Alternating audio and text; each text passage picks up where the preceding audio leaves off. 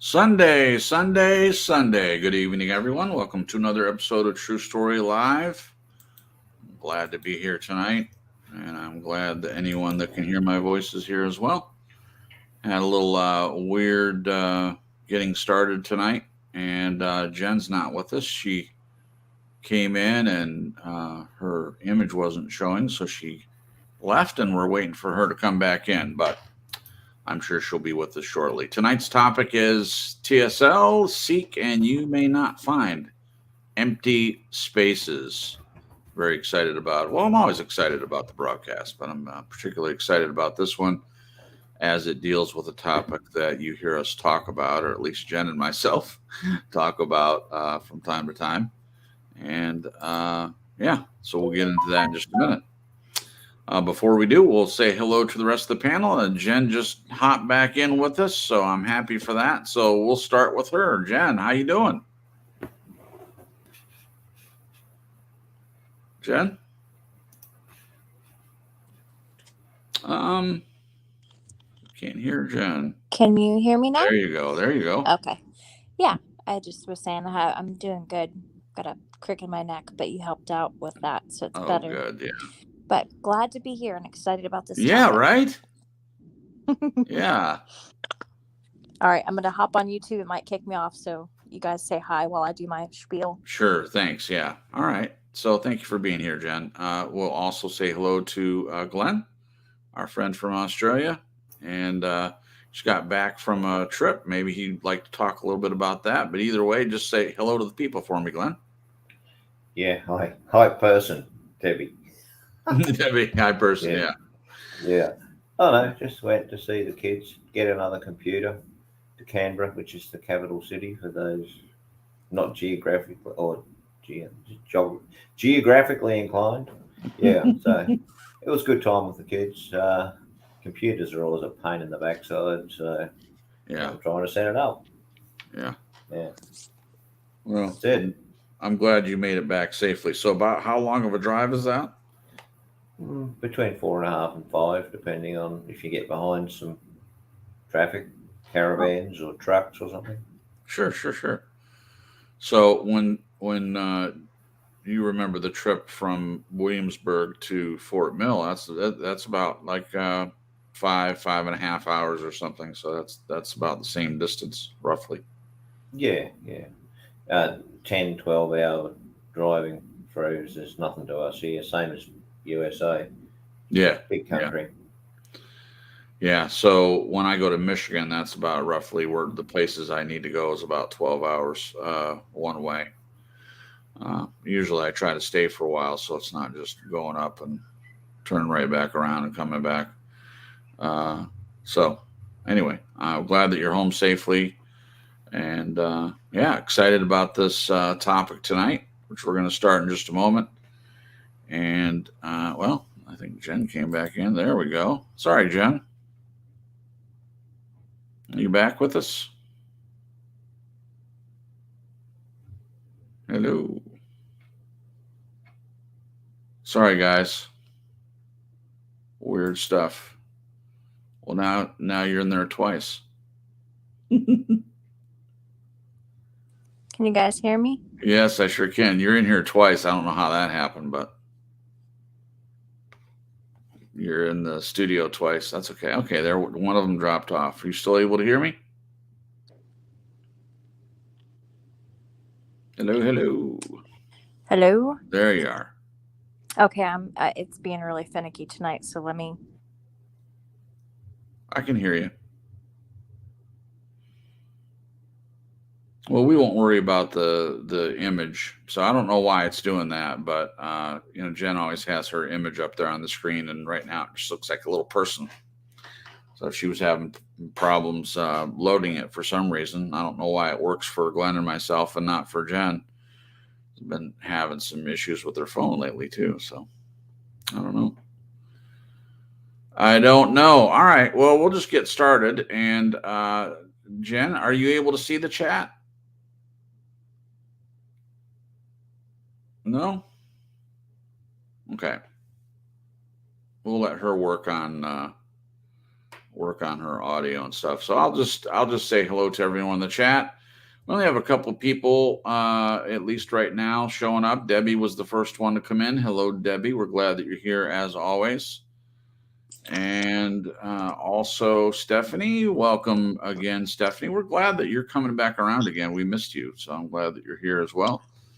And our new, she's been coming to a lot of the broadcasts, especially lately. A new friend of the broadcast, Nez Lover, is here. And love all the comments that she makes. She's very involved in the chat, and we appreciate her being here. So welcome. Also, our buddy Joel. Joel, we were just talking about you the other day, wondering how you're doing. Hey, Joel. Yeah, I said I was going to reach out, but I didn't. So that's my fault. But here you are. So hope you're doing well. Would love to talk to you soon and see how you're doing. But we're glad that you're here. So thank you for stopping in. We appreciate that. And that's all for now. And as usual, we'll try to say hello to anyone that comes in into the chat. And if you're listening to the playback, thank you for being here as well. And to everyone, the way that you tell us if you appreciate this sort of content is, well, there are several ways. You can like and subscribe if you haven't already, or you can leave comments for us in the description. Some people choose to do that from time to time. But the way YouTube understands that people like the content, it's from likes, apparently. That's what I keep hearing. So make sure and like for us. Thank you. All right. With that shameless promotion of our broadcast, that's over now. We've moved past it. So we'll dive right in. As I said, I'm very excited about tonight's topic because you hear us using this word a lot, validation. And Glenn did this right up, and I'll just dig right in. So the topic is seek and you may not find empty spaces. Starts with a quote as usual. Seeking validation voids you. And I'm going to mess this pronunciation up, I'm sure, but it's Khateeja Munazza. I'll find out later how close I was on that one. All right. In response to huge public demand, okay, 3 or 4 people, LOL. Tonight's broadcast examines validation. There appears to be much interlinkage between topics such as affirmation, self-worth, upbringing, authenticity, peer groups, positive and negative validation, and finally, love. The Cambridge Dictionary defines validation in our context as the feeling that other people approve of and accept you, or something that gives you this feeling. I believe seeking validation does void one. Why? Because if any person has the expectation that it is the responsibility of another to validate them, then I think there's an empty space within that cannot be filled. It will be a never-ending quest for a holy grail that does not and cannot exist. That leads us nicely to tonight's music, which is Empty Spaces by 12 Titans Music. And that link is in the description. Please give it a listen when you get a chance. Another quote, if you live for people's acceptance, you will die for their rejection. That is by Lecrae. Before we proceed, let's look at an example of positive and negative validation. You compete in a race of some kind and you win. One person says, well done, great effort to win, etc. Another says, I know you won, but I thought you would have broken the record. Perhaps the person using negative validation has their own internal cross to bear. Just a thought. So we head to the link between validation and self-worth. Do you think that a person who desires and requires constant validation lacks self-worth? Or to put it another way, it is possible for a person who does not require validation from others to have low self-worth.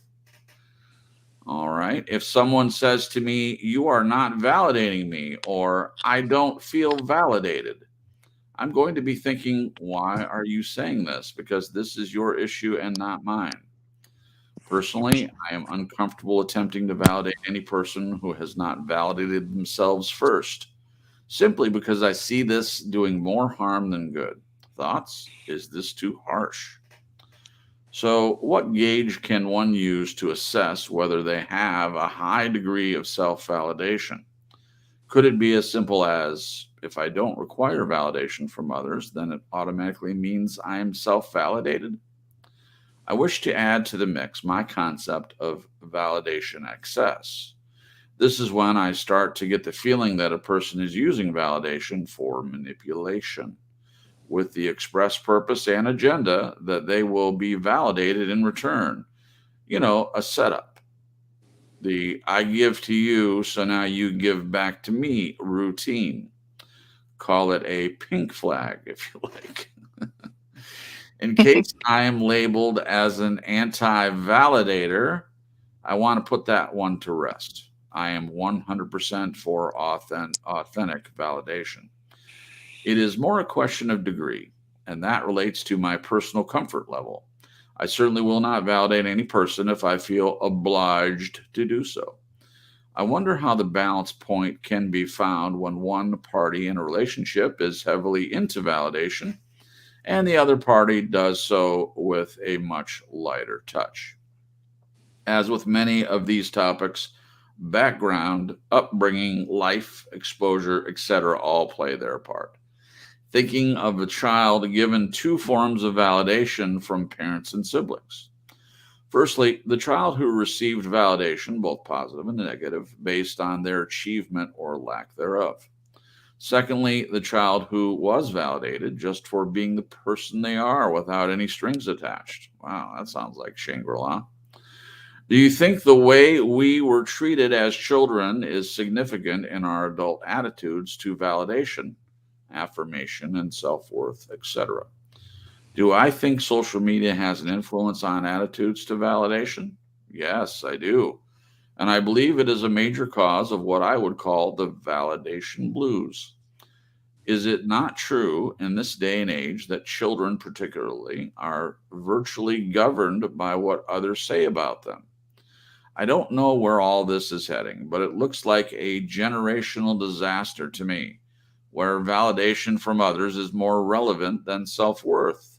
Pretty sad, in my opinion. I think the best way to inject some sense into this equation is the way we adults set an example for the generations coming behind us. This brings us to validation and love. I leave it to Cripps to develop this theme in a free-form way, as we really do want to hear a range of opinions on this one. I'll just kick things off. An example from my personal experience. I say, if I am prepared to spend my time with you, is that not validation of you? Some people say yes, some say no, and some say it is not enough. Do you think a willingness to spend time with someone is an act of love? If you think yes, then why sometimes is such an offer so difficult to accept with grace? Why might it not be enough? No matter which way it goes, it always comes back to love. And then we end with a quote. Love is an act of faith in another person, not an act of surrender. Paulo Coelho. Our friend Paulo Coelho. I love it. Love it. Well, yeah. So here we go. This is the topic that was requested. Annie requested it last week, and a couple other people chimed in on that, I think. And it's if you're a regular listener to the show, listen to the broadcast, you know that we bring this up a lot. It comes up in conversation, and if it comes from myself, it's kind of with a tongue-in-cheek attitude toward Glenn, because he's made it clear. Obviously, this write-up kind of makes it clear what his stance is, and he's explained it more. And I can't wait to dig into this a little bit. As I said to him in Messenger a couple of days ago, we were discussing a little bit, and I was saying that this is good because it gives us a better perception of his feelings on the topic, and it also defines it in a way where Jen and I can explain, our perceptions of it. And we, at the end of the day, after discussing it, we still may not agree. But that's okay. This is what these broadcasts are for, hopefully. Bring a topic to the table. We discuss it. We agree on a lot of things. Some things we don't agree on.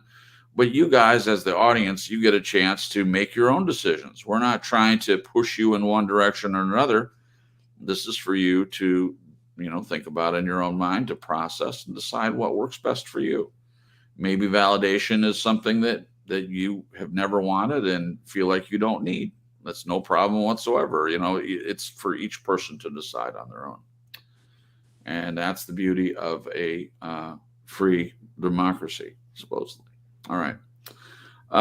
Let's see who hopped in. Helene hopped in. Hello to you. Wild Rat is here. It's good to see you. Thank you for stopping by. And I'm just making sure I didn't forget anybody else. It looks like that's it. Well, that's just fine. So thank you, everyone who is here. And if you see someone in the chat that's unfamiliar to you, make sure and say hello and make them feel welcome. Okay. All right. Thank you. Well, Glenn, thank you for doing this write-up. It was kind of on popular demand, and I've certainly, as I said at the beginning of the broadcast, have been looking forward to this. And I thought it was a great write-up. It's got enough questions to get us going. Now, Jen, I meant to talk to you about this before the show, but the conversation that we had, did you write that stuff down, or did you record it? I did record it, and I did go back and.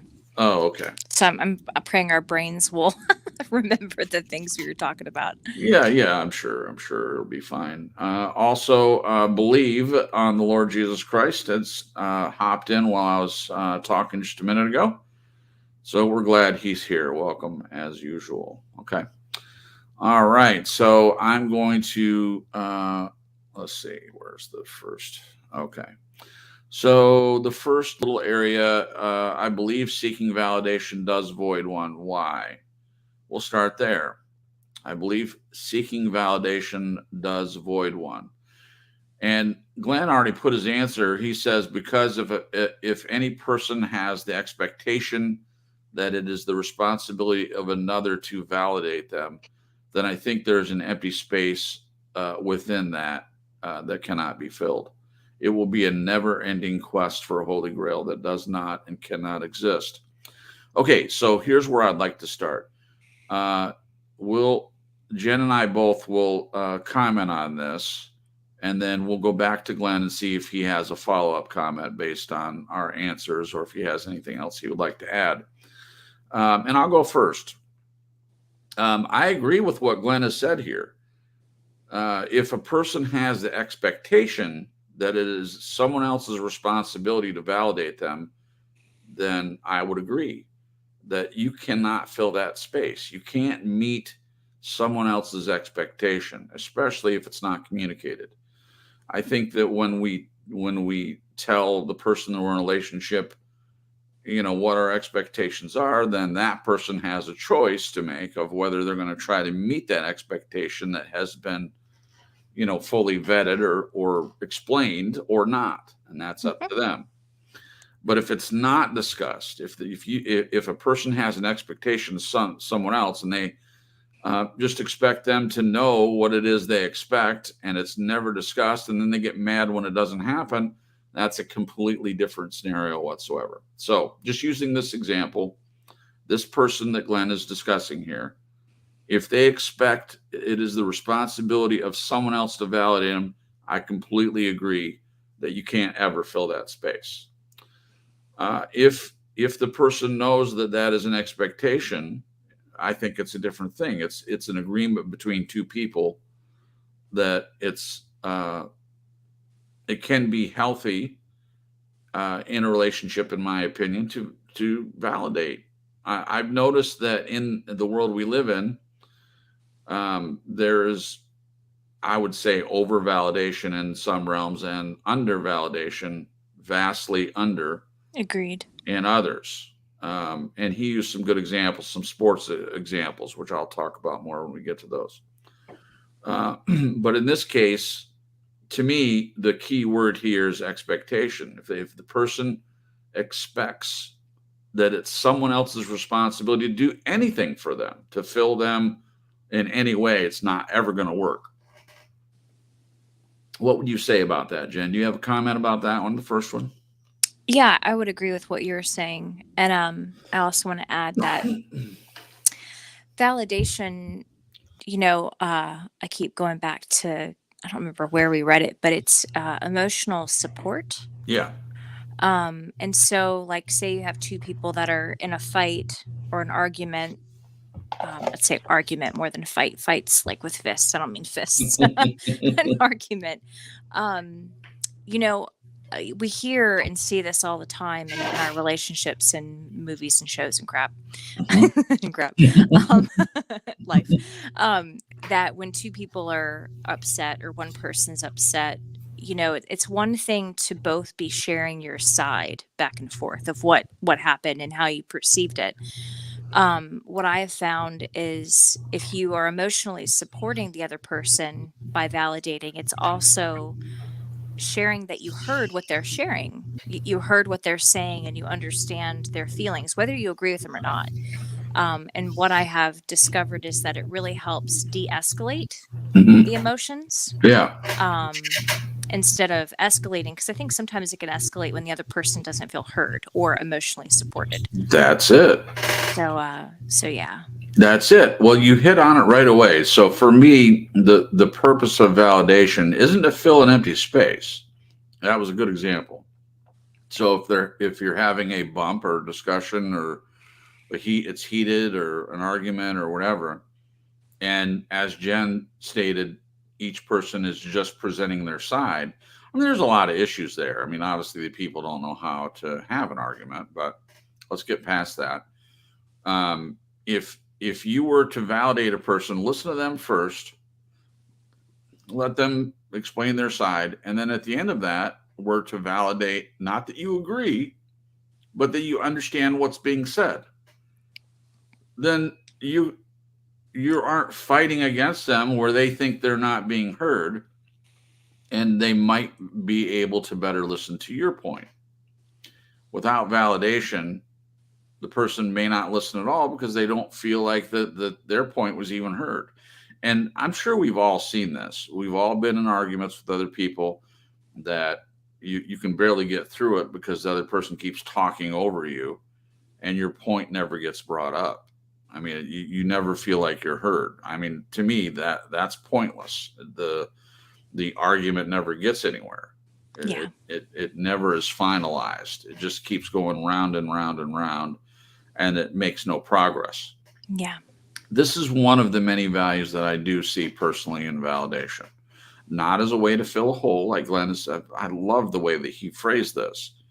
Not as a way to fill an empty space, but a way of, especially during a coming to the table moment where it's a little bit heated, it's saying to the other person, hey, I understand what you're saying. I hear you.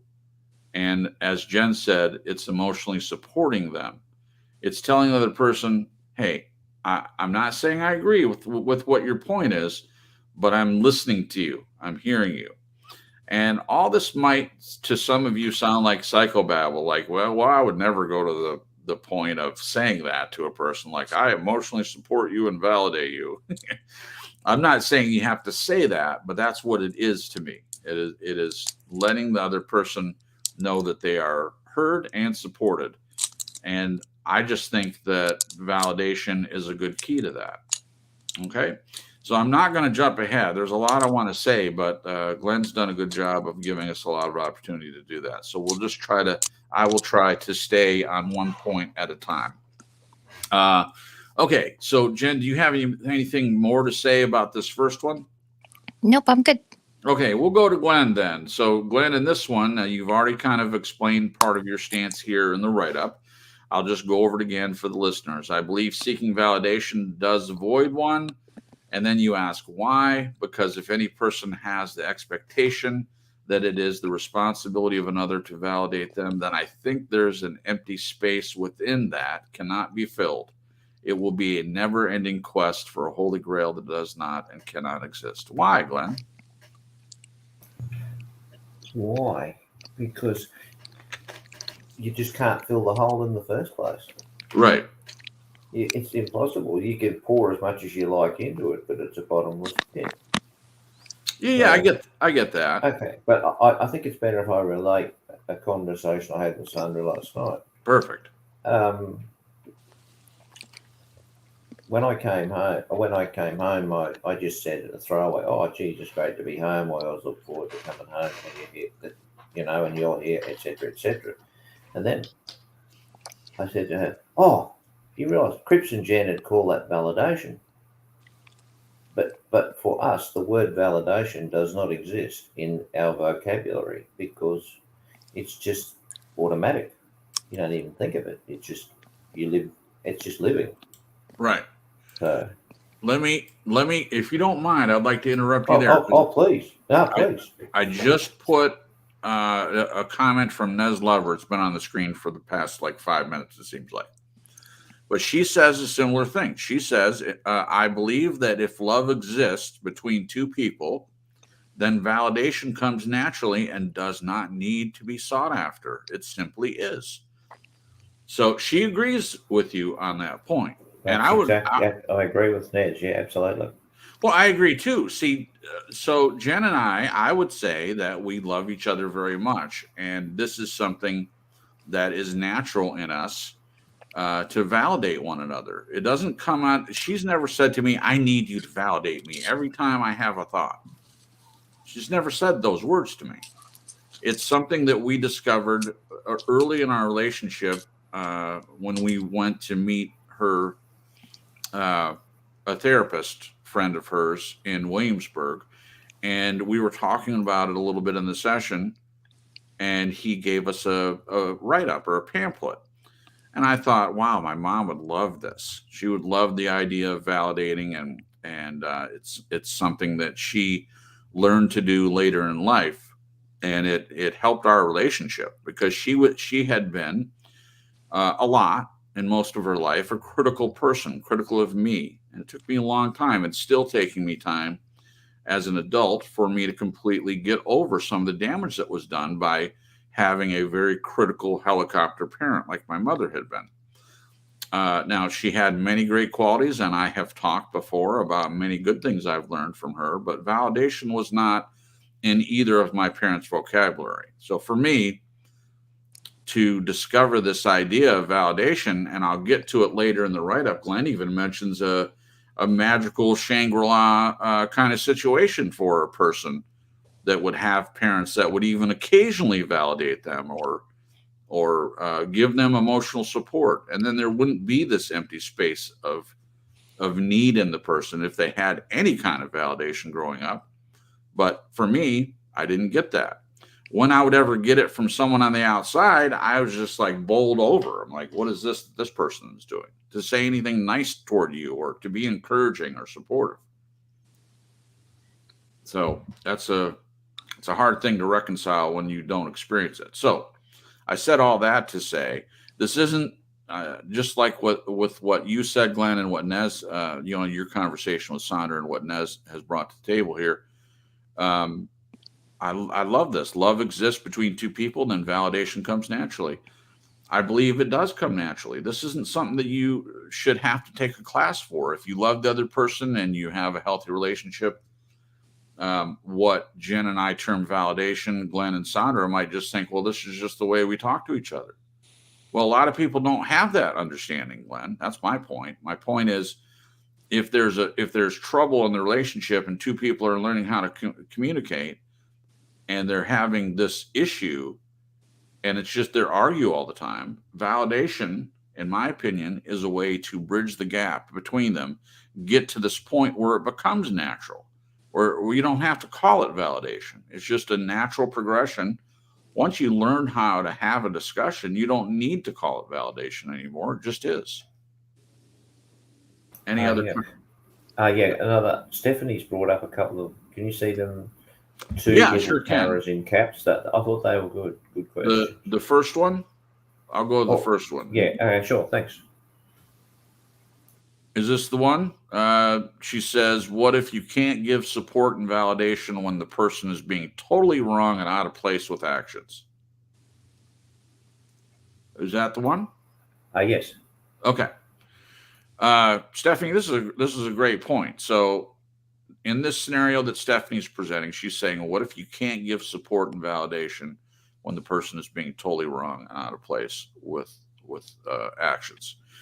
I mean, that's a great point, Stephanie. So, Jen, do you have anything you want to say? I'm not just putting it off on you. I'm happy to take a shot at it, but I want to include you in this as well. Can you read our comment one more time? I can't use YouTube right now. It keeps That's okay. crashing, so I Yep. can't be in the chat. But if you could read it, that'd be great. I'd be glad to. What if you can't give support and validation when the person is being totally wrong and out of place with actions? This is tough because, I've been in situations where that's been the case. Yep. And, I guess it depends on the situation. I think even if the person's wrong, it's still healthy to give them validation and say things like, I understand where you're coming from, but now there are some situations where if they're totally wrong, like what they're doing is wrong and it goes against like a moral compass or something, Yeah. I would definitely question having them in my life. I don't know if you can be emotionally supportive toward people like that if they're just not seeing what they're doing and they're not seeing that it's wrong. Right. And there's just no coming together with, it's just too far apart, Right. if you will. Yeah. So I don't, Stephanie, I'm not sure exactly what happened, and you don't have to share necessarily. I just am saying sometimes it depends on, what is the wrong that's happening, Now, I know a lot of this with Jason and I, it's more along the lines of feelings. Yeah. So what you're mentioning, it could be actions, which might get a little hairier. And there's feelings attached to actions, sometimes. So I don't know if that helped, but. Let's put an example out there. So I'm just going to think of something absolutely ridiculous, but it also may be something that people have run into. Let's say that two people are married and the husband continues to drink and drive, goes out at night, after work and gets plowed and drives and comes home drunk. And the wife has put up with this and she's tired of it. And they argue about it while he's drunk. Okay, first I would say that's not the best time to argue with someone anyway. Wait till they're sober if that ever happens and then talk about it. But for the sake of argument, we'll say that this is what's happening with Stephanie. Now, Stephanie, I don't know what the situation is, and like Jen said, you don't have to.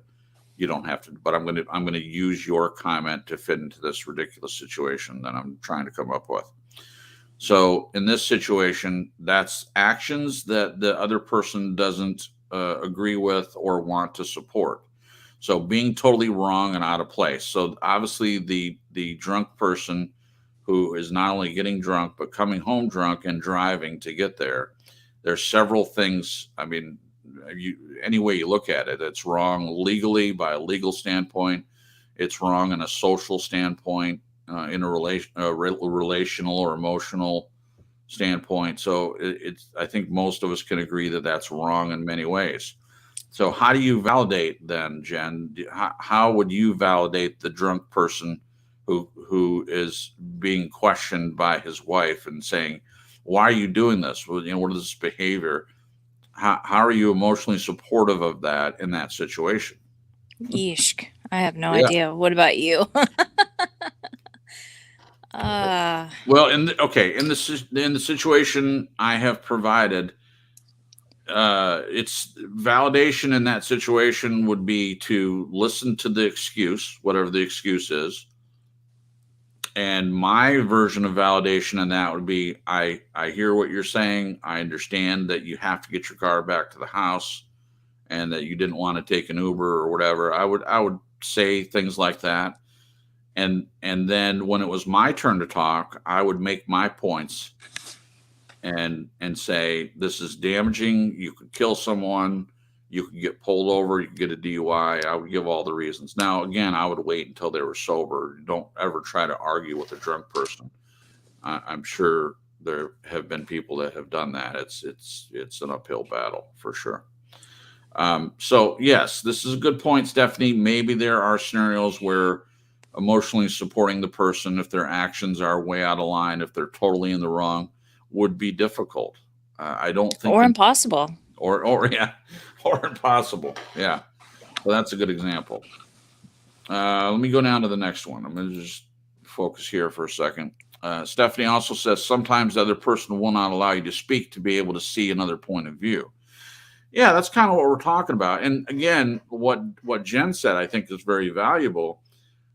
This may not be the right person if they're not even listening to you. If you can't ever get an edge, a word in edgewise, and the person never listens to you, it may not be the right person for you to be in a relationship to begin with. I'm not making that decision for you, Stephanie. That's up to you to decide.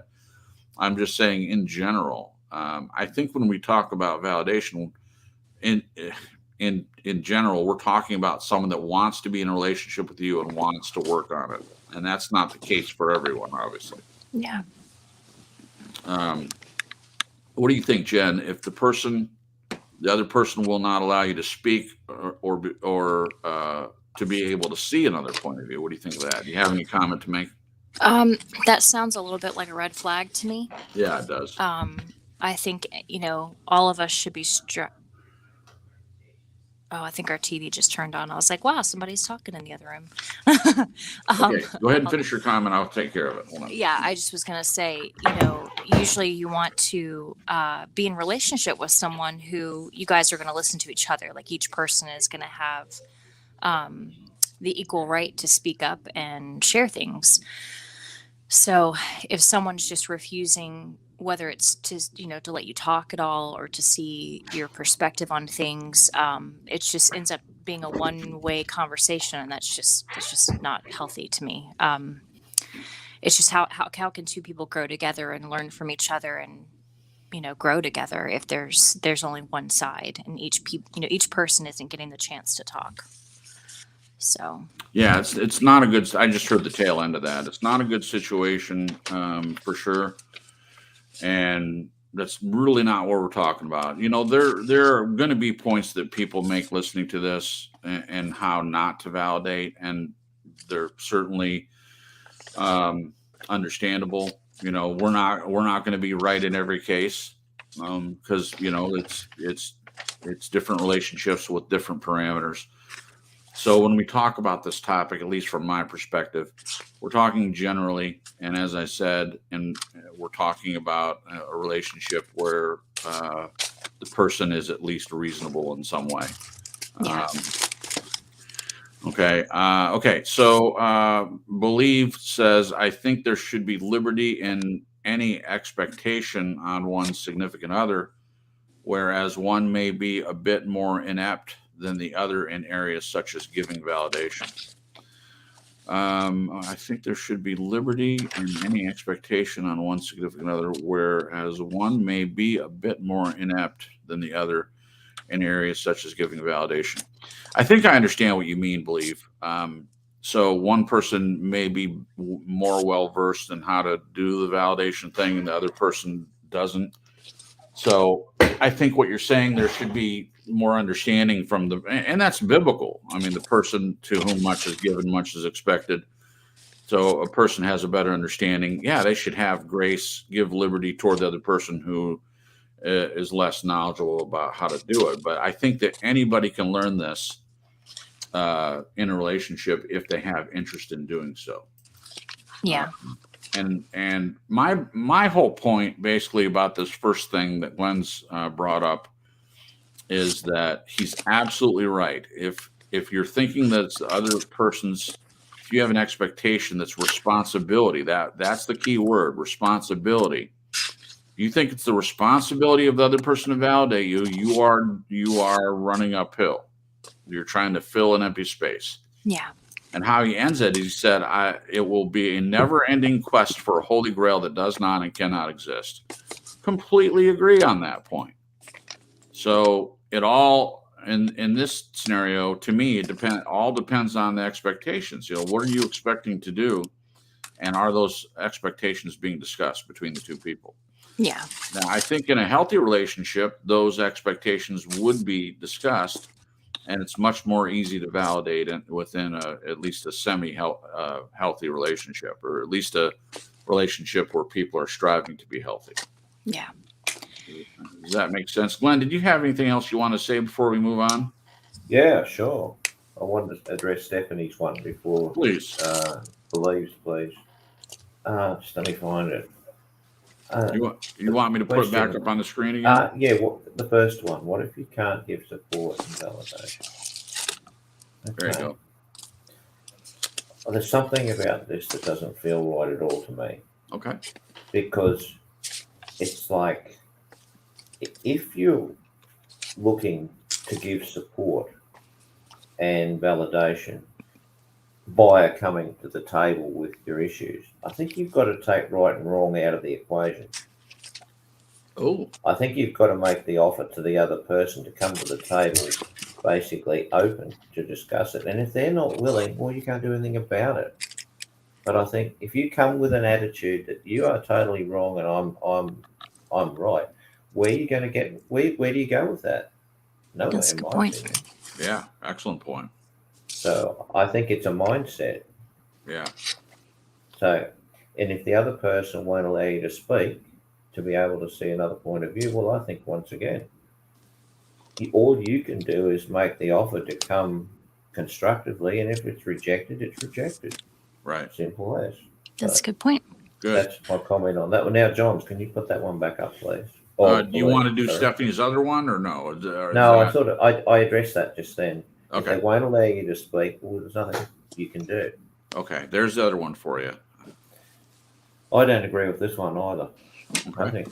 I think there should be liberty given to all people, regardless. I don't know that why does Sandra deserve more liberty than any other person? What do you mean by liberty? What do you mean by liberty? I think he means flexibility.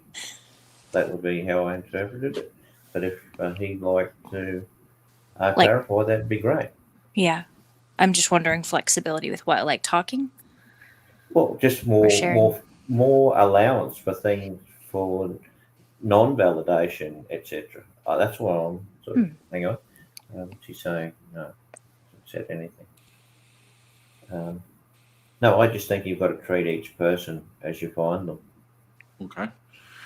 Before we move on to the next one, Neslover has something for you, Glenn. She says, Indigo, I think if people are chronically not validating each other, then they just might not be right for each other. Validation is necessary in a healthy relationship. That's from Nez.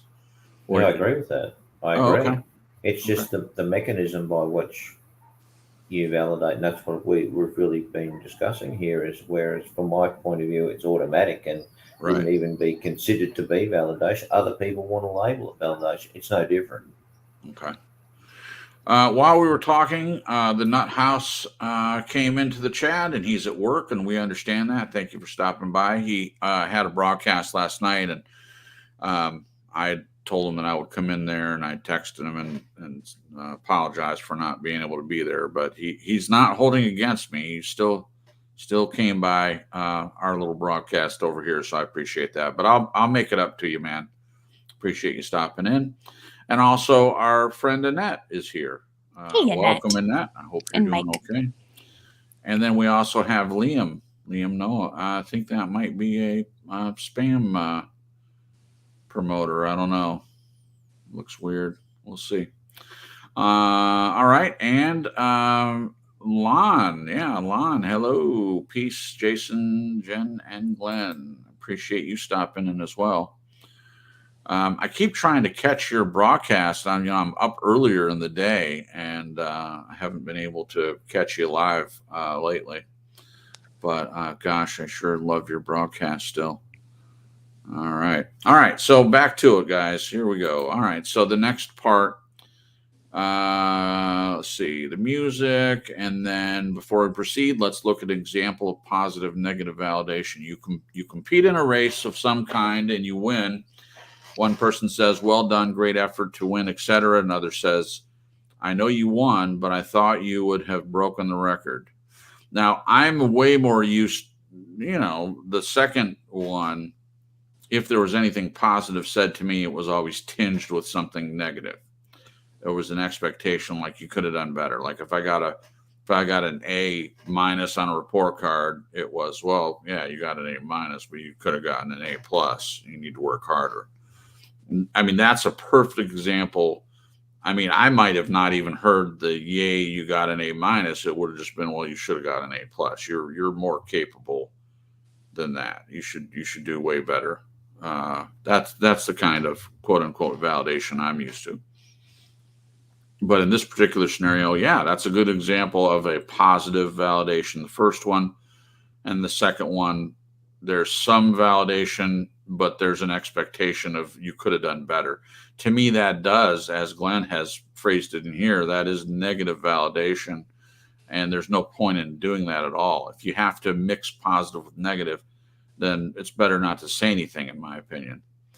So we head to the link between validation and self-worth. So in that realm, the question is, do you think that a person who desires and requires constant validation lacks self-worth? And we'll start with Jen on this one. Do you think that a person who desires and requires constant validation lacks self-worth? I do. Yeah. I do. I'm definitely not someone that needs constant validation. No. But, this makes me, and I know Glenn addresses this further down in the write-up, but it makes me think of social media. People putting out content because it's a hit of dopamine. It's, the thumbs up and the likes and the comments. And yeah. I think there's a whole swath of people getting used to that kind of validation and becoming dependent on it, even some unbeknownst to themselves. Mm-hmm. It just becomes this thing that we get addicted to. And so then when the likes dry up or when the views dry up, you start questioning your self-worth. And it's a very scary, volatile place to be, Good word. Good word, volatile. So yeah. What about you? What do you think? Yeah, I do. I think, they lack self-worth. Again, the way that the question is phrased, do you think that a person who desires and requires constant validation? So the way that the question is worded, I would say yes, they do lack self-worth. There's definitely a lack of something there. The key word in this sentence is requires. Now, let me ask you this, Jen.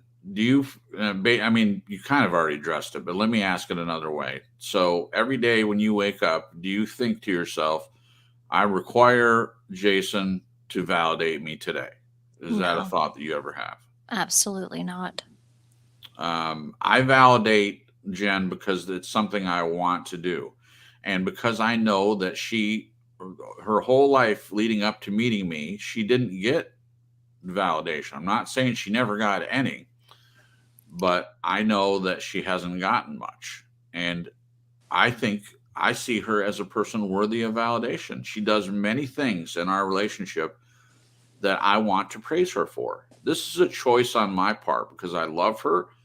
And I know I can't make up for all the years of abuse and invalidation and all the work that she did for a person that never gave her any credit for anything and constantly made comments like I do all the work. And I mean, if you were privy to all the conversations we've had where she's described to me her past life, it would be way more understandable to you why validation is important to me toward her, because I want her to see how wonderful she is, not just in my opinion.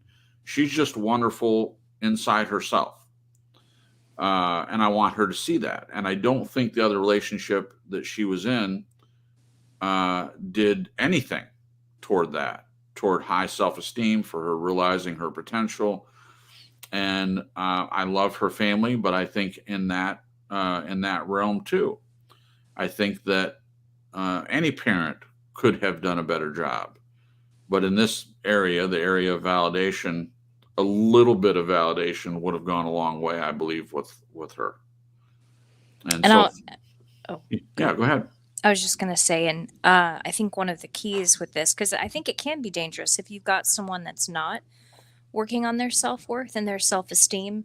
I think it's very easy for someone to get addicted to that kind of validation, having had lacked it for so long. Yeah.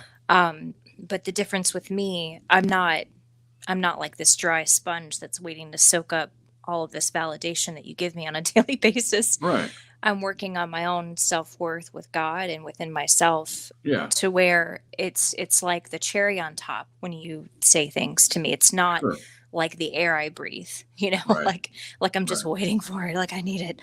Gotta have it. Yeah. Yeah. You're not addicted to validation. Yeah. I think if Right. I wasn't working on my own healing and self-growth and self-worth within me, with myself, Mhm. it would be very easy for me to be pushed over that line into being dependent on it from Mhm. you or Right. from other people, you know? Yeah. Good point. Good point. All right, Glenn, your turn on this. Do you think that a person who desires and requires constant validation lacks self-worth? What do you think? Pretty well implied that my answer is yes. Yeah. Yeah. When I ask you a question that you've done in a write-up, usually the purpose is so if you want to fill it in a little bit more, or you want to expound on the point that you've already kind of made within the write-up. Well, I have done so with the next question, which sort of goes around the other way, and maybe Sure. you read that. Sure. Or to put it another way, it is possible for a person who does not require validation from others to have low self-worth. Is it possible? I think the way Is it? Sorry, typo. Sorry. that's okay. Is it possible for a person who does not require validation from others to have low self-worth? Yes. I say yes, and here's why. The person could be closed off. They could have made a decision. I don't need anybody. So they don't need validation because they're a closed off person. They're a self-absorbed they just are worried about their own wants, needs, and desires. So they don't even attempt to get any comments from anyone else.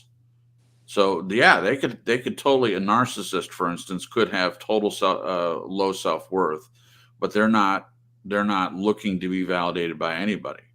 It's out of anger and spite, though.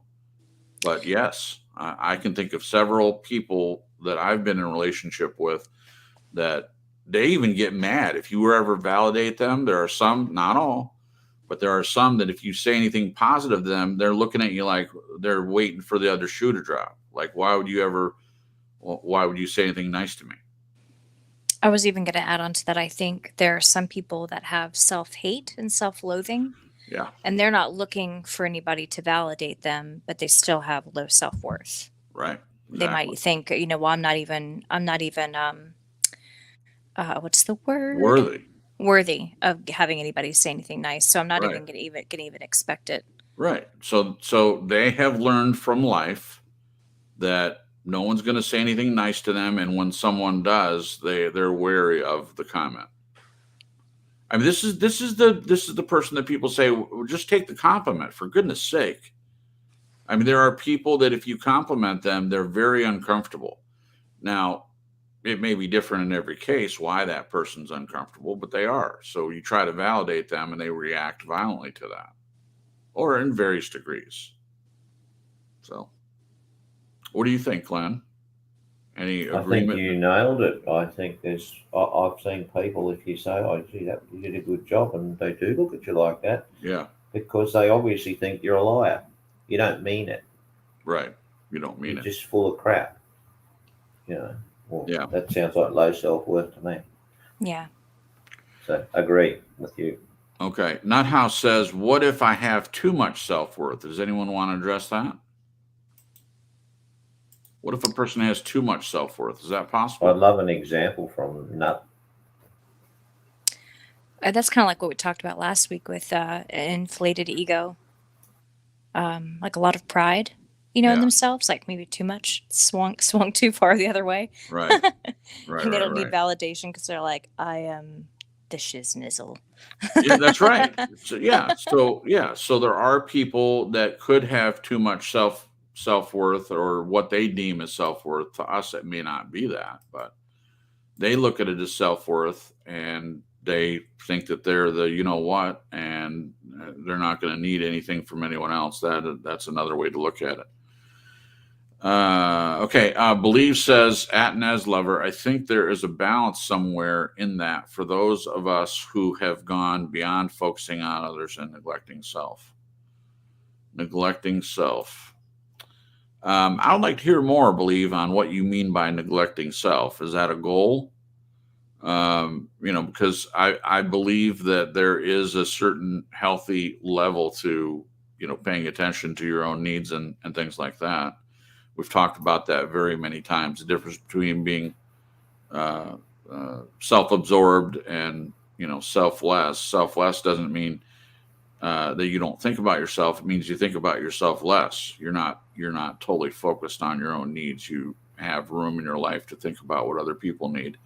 And biblically speaking, that's the place we want to be. And I think there's a balance, like with anything. There's a balance. There's a sweet spot there of when should you not eat?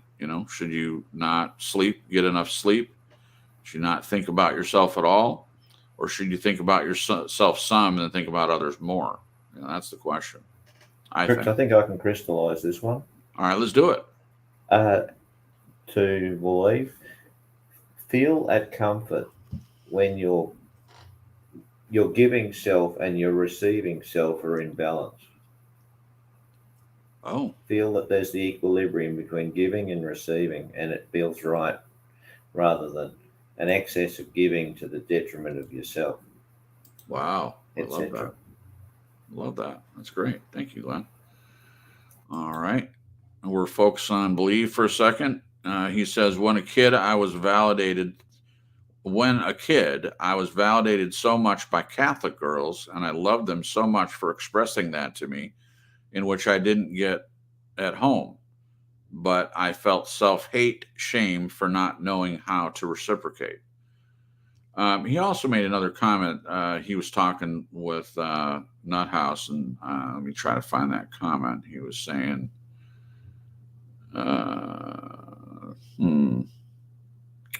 trying to find it. Hold on. Sorry, guys. Just a moment. Well, I have to. You know what? I can find it by Peanut's comments because I think they were talking back and forth. Okay. Well, I can't find it. All right. Well, sorry about that, guys. Okay. On this one, Believe. I think in this one, being validated by other people, feels really good, and obviously that meant something to you. Obviously, you can't go back in time and change how that happened, but in the future, you sure can learn how to validate other people. It's not super difficult. It's being emotionally supportive, in my opinion, and it's commenting. We can usually find something good to say about someone else, and that, to me, that's all it is. Or it's just, again, it's not agreeing with someone necessarily. If they're making a point that you don't agree with, it's not agreeing to the point. It's saying that you understand what they're saying.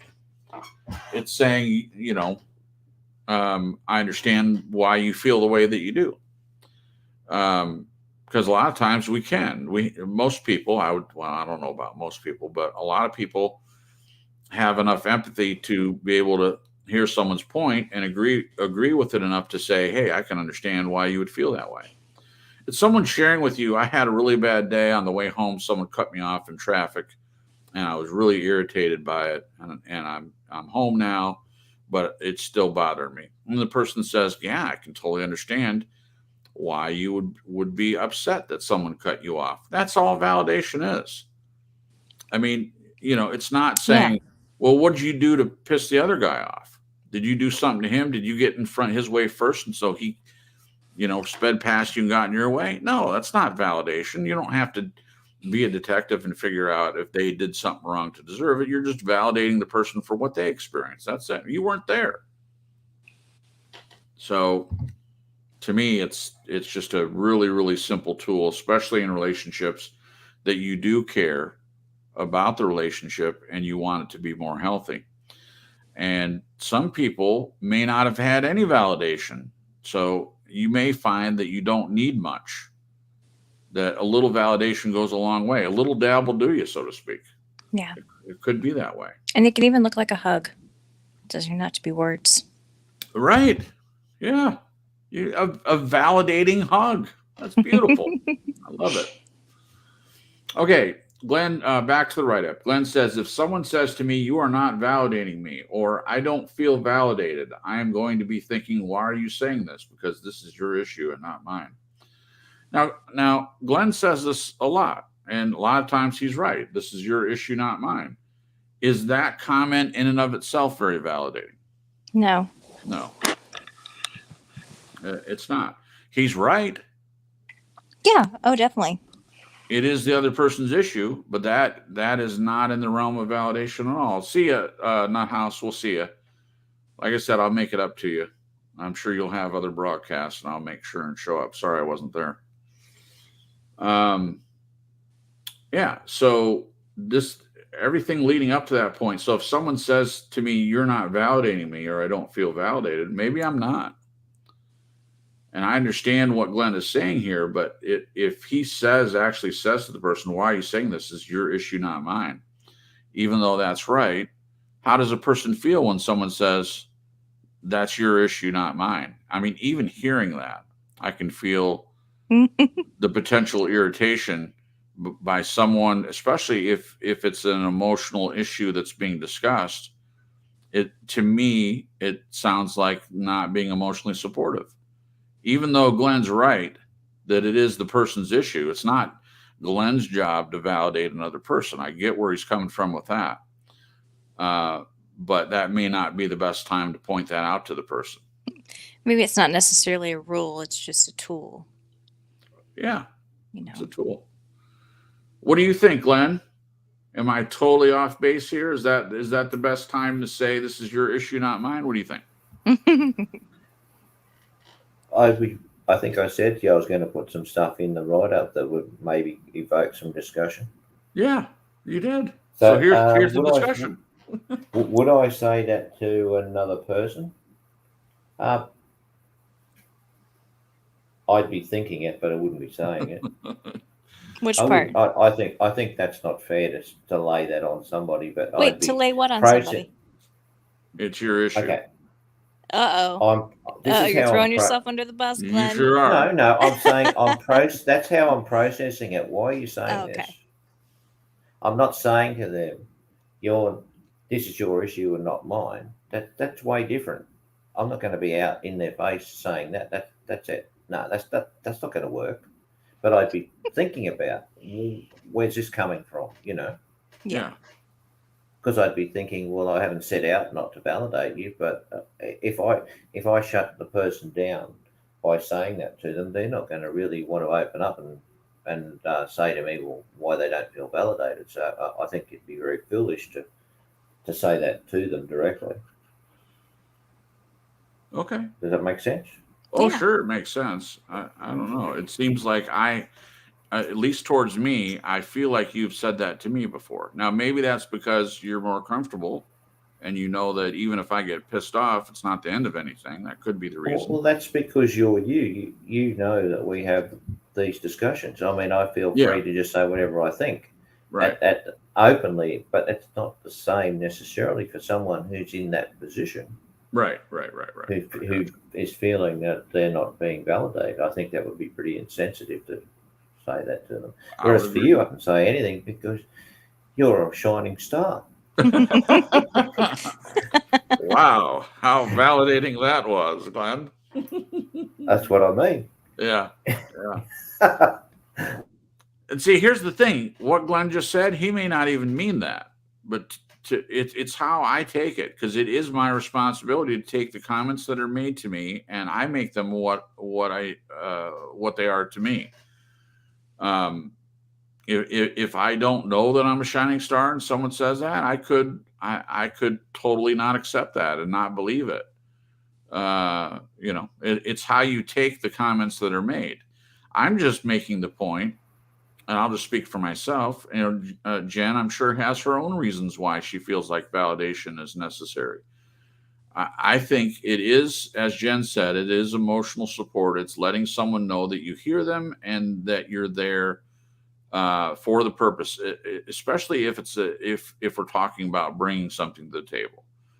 Now, not everybody knows what that is or puts it in those terms, but in terms of this broadcast, we've talked about it enough times to know what we're talking about. We're talking about two people that are agreeing to come and discuss an issue and to stay at the table until it gets worked out. In that situation, I'm making the point that validation goes a long way of avoiding some other things that would stall the conversation or lead it off in a negative direction. That's the point I'm making. Okay. I put on there, he's already gone, but Nut House says, True Story Live. Some people look for reasons to not validate the coming, I think he meant the coming time being cut off thing. So, some people look for reasons to not validate the coming time being cut off. I don't know what he meant by the last part, but I agree with him that there are some people that find reasons not to validate. This is what I've seen. Not everyone, but a lot of people, that they don't want to say nice things. In fact, when someone else has success or accomplishes something, it's almost like they say to themselves, I'm not going to say anything nice. I'm not going to praise them or honor them or anything. I've experienced a lot of that just personally. It was so bad sometimes that when other people outside of my own family would recognize my success, I didn't know how to take it at first. Now, I'm not saying that my parents never said one nice thing to me ever in my life, but it was not a common thing. They had an expectation. This is what I feel. This is my perception and my opinion. If you were to ask both of them, they might have a completely different perspective. But my perspective growing up was that they expected me to be great, and their expectations, in my opinion, were too high for me to reach. So when I accomplished something and I would go to them and say, hey, isn't this good that I did that? They would find some reason to say, well, you didn't. It was like the example Glenn used in the, well, it's good that you won the race, but, you could have done better. You should have won the award, whatever. So I really responded to that example. Do you want to share that comment about your dad? What your dad said that was so hurtful when you got into that acting school or the play? Oh, wow. What a great one. Okay. So, thank you for bringing that up, Jen. Okay. So I have been involved in acting for a long time, and I did church plays and school plays and things like that. Just messing around, just doing stuff the church would put on a play. And I was in those things, and I really enjoyed it. It was something I enjoyed. And then when I was 17, I auditioned for a community, a pretty well-known community playhouse in the Charlotte area. It's called Little Children's Theater of Charlotte.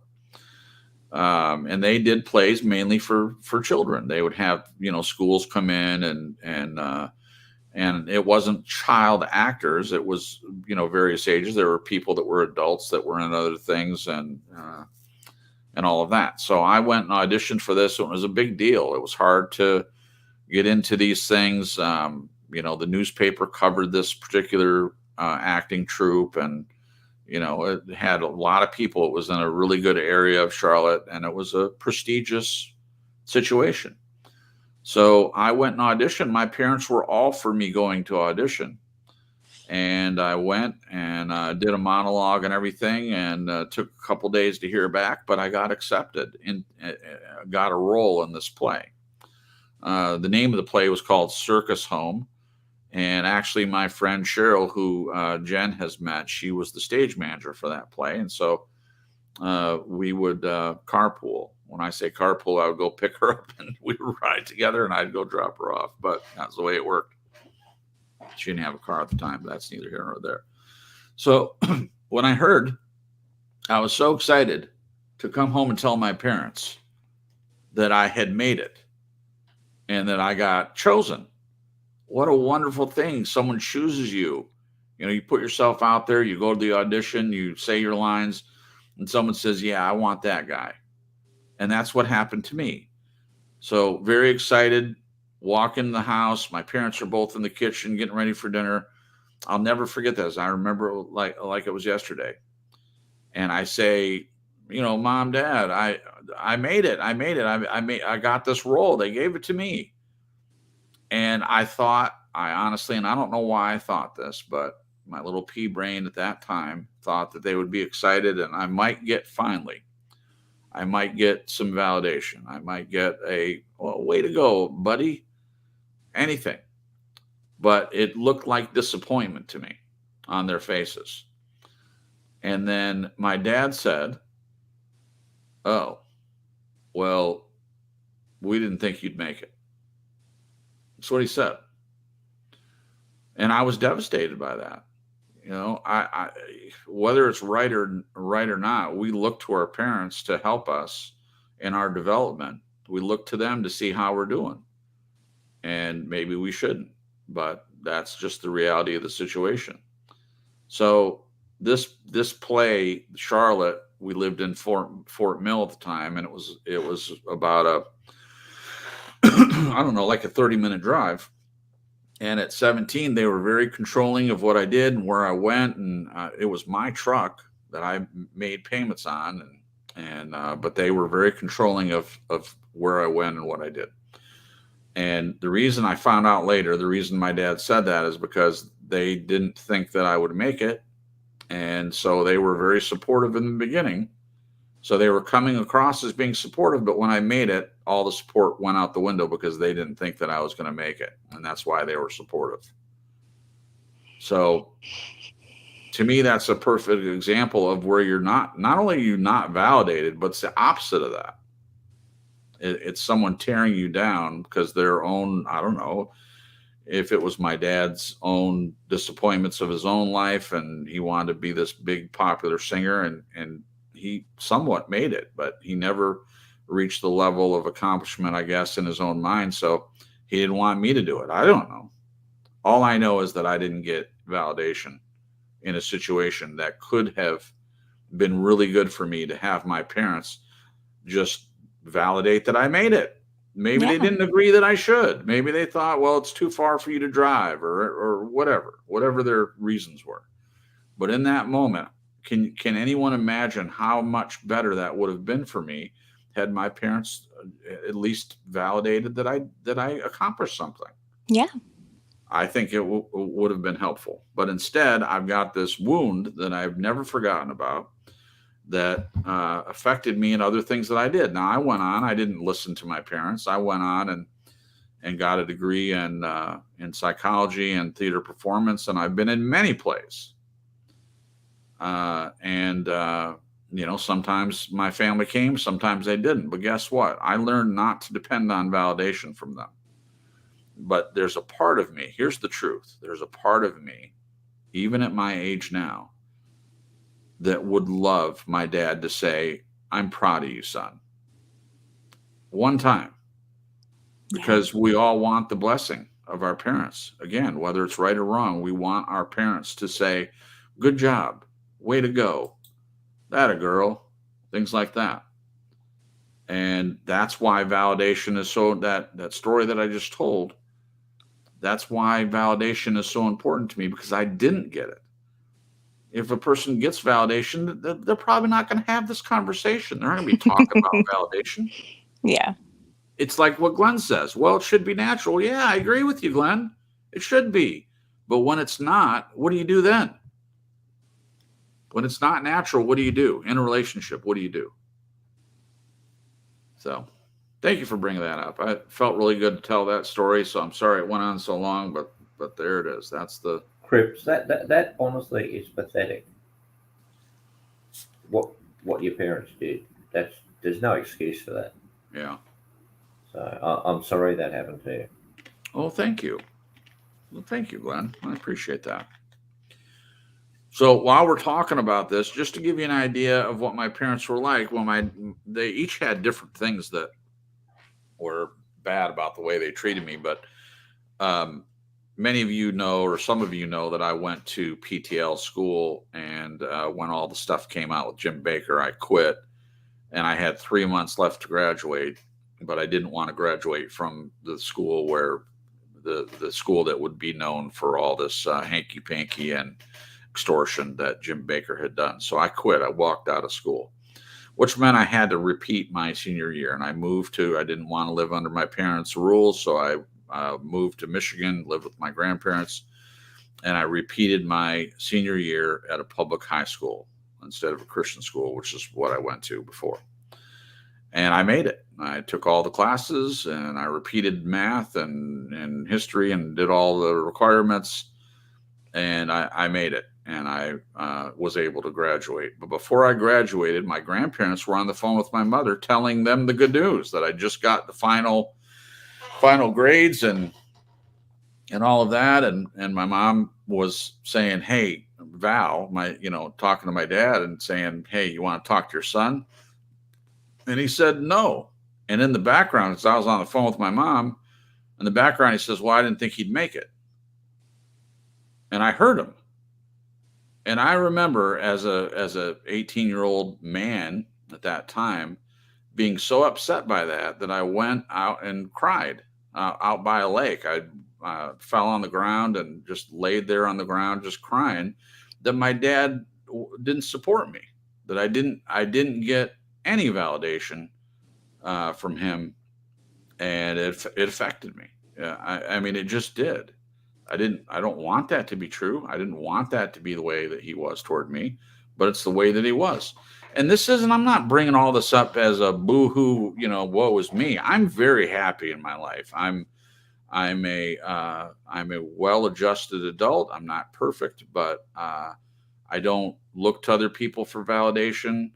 I feel like I'm pretty well balanced as a person. I love that Jen, by her own choice, decides to validate me, and she does it all the time, and I love it. And she could validate me if we're together for the next 40 years. She could validate me every day. And it's not to make up for what I didn't get growing up, but it sure helps. It sure helps when someone loves you and accepts you completely, and they support you. And they do that in various ways. And one of the ways is by validating you from time to time. That's helpful. It's a tool, as Jen said. It's not a rule, it's a tool. I love that phrase. So, I hope we're making the point of why this can be important to some people and why it may be important to me. Any comments about that before we move on? Anyone have anything else they want to say there? Thank you for sharing, babe. Oh, sure. By the way, my dad doesn't listen to the broadcast. So that, to me, that's another way of not validating me. He has made me 2 microphones. So in his mind, hey, I took the time to make you 2 handcrafted microphones, and I'm looking up at them now. They're sitting on my desk because I'll take anything. I'll take any. My dad does anything to validate me, even in his own way. Then it's like breadcrumbs. You talk from a narcissist, gives you breadcrumbs, and you're like, you just gobble them up. And I'm not any different than anybody else. And it's not out of spite that I look at these things. It's just, this is what he's willing to offer me. This is what I'll accept. It's not begrudgingly or anything like that. It's just that, he supports me in the way that's comfortable for him. And I'm not saying that that's right, but that's what it is. So I think that my family, I've been doing these broadcasts, it's all going on 4 years. I think we took a year off, but it's at least 3 years roughly of doing these broadcasts. I don't know that my dad has ever heard a single one. And again, it's not what was me. I'm just saying that these are the kind of things that families deal with their parents not being supportive. I played sports. I played basketball and soccer. I'm not saying my dad never came to a game, but he was always working because work was more important to him. So I grew up learning not to expect it.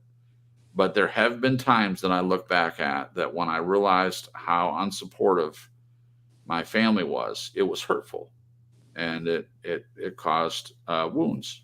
Yeah.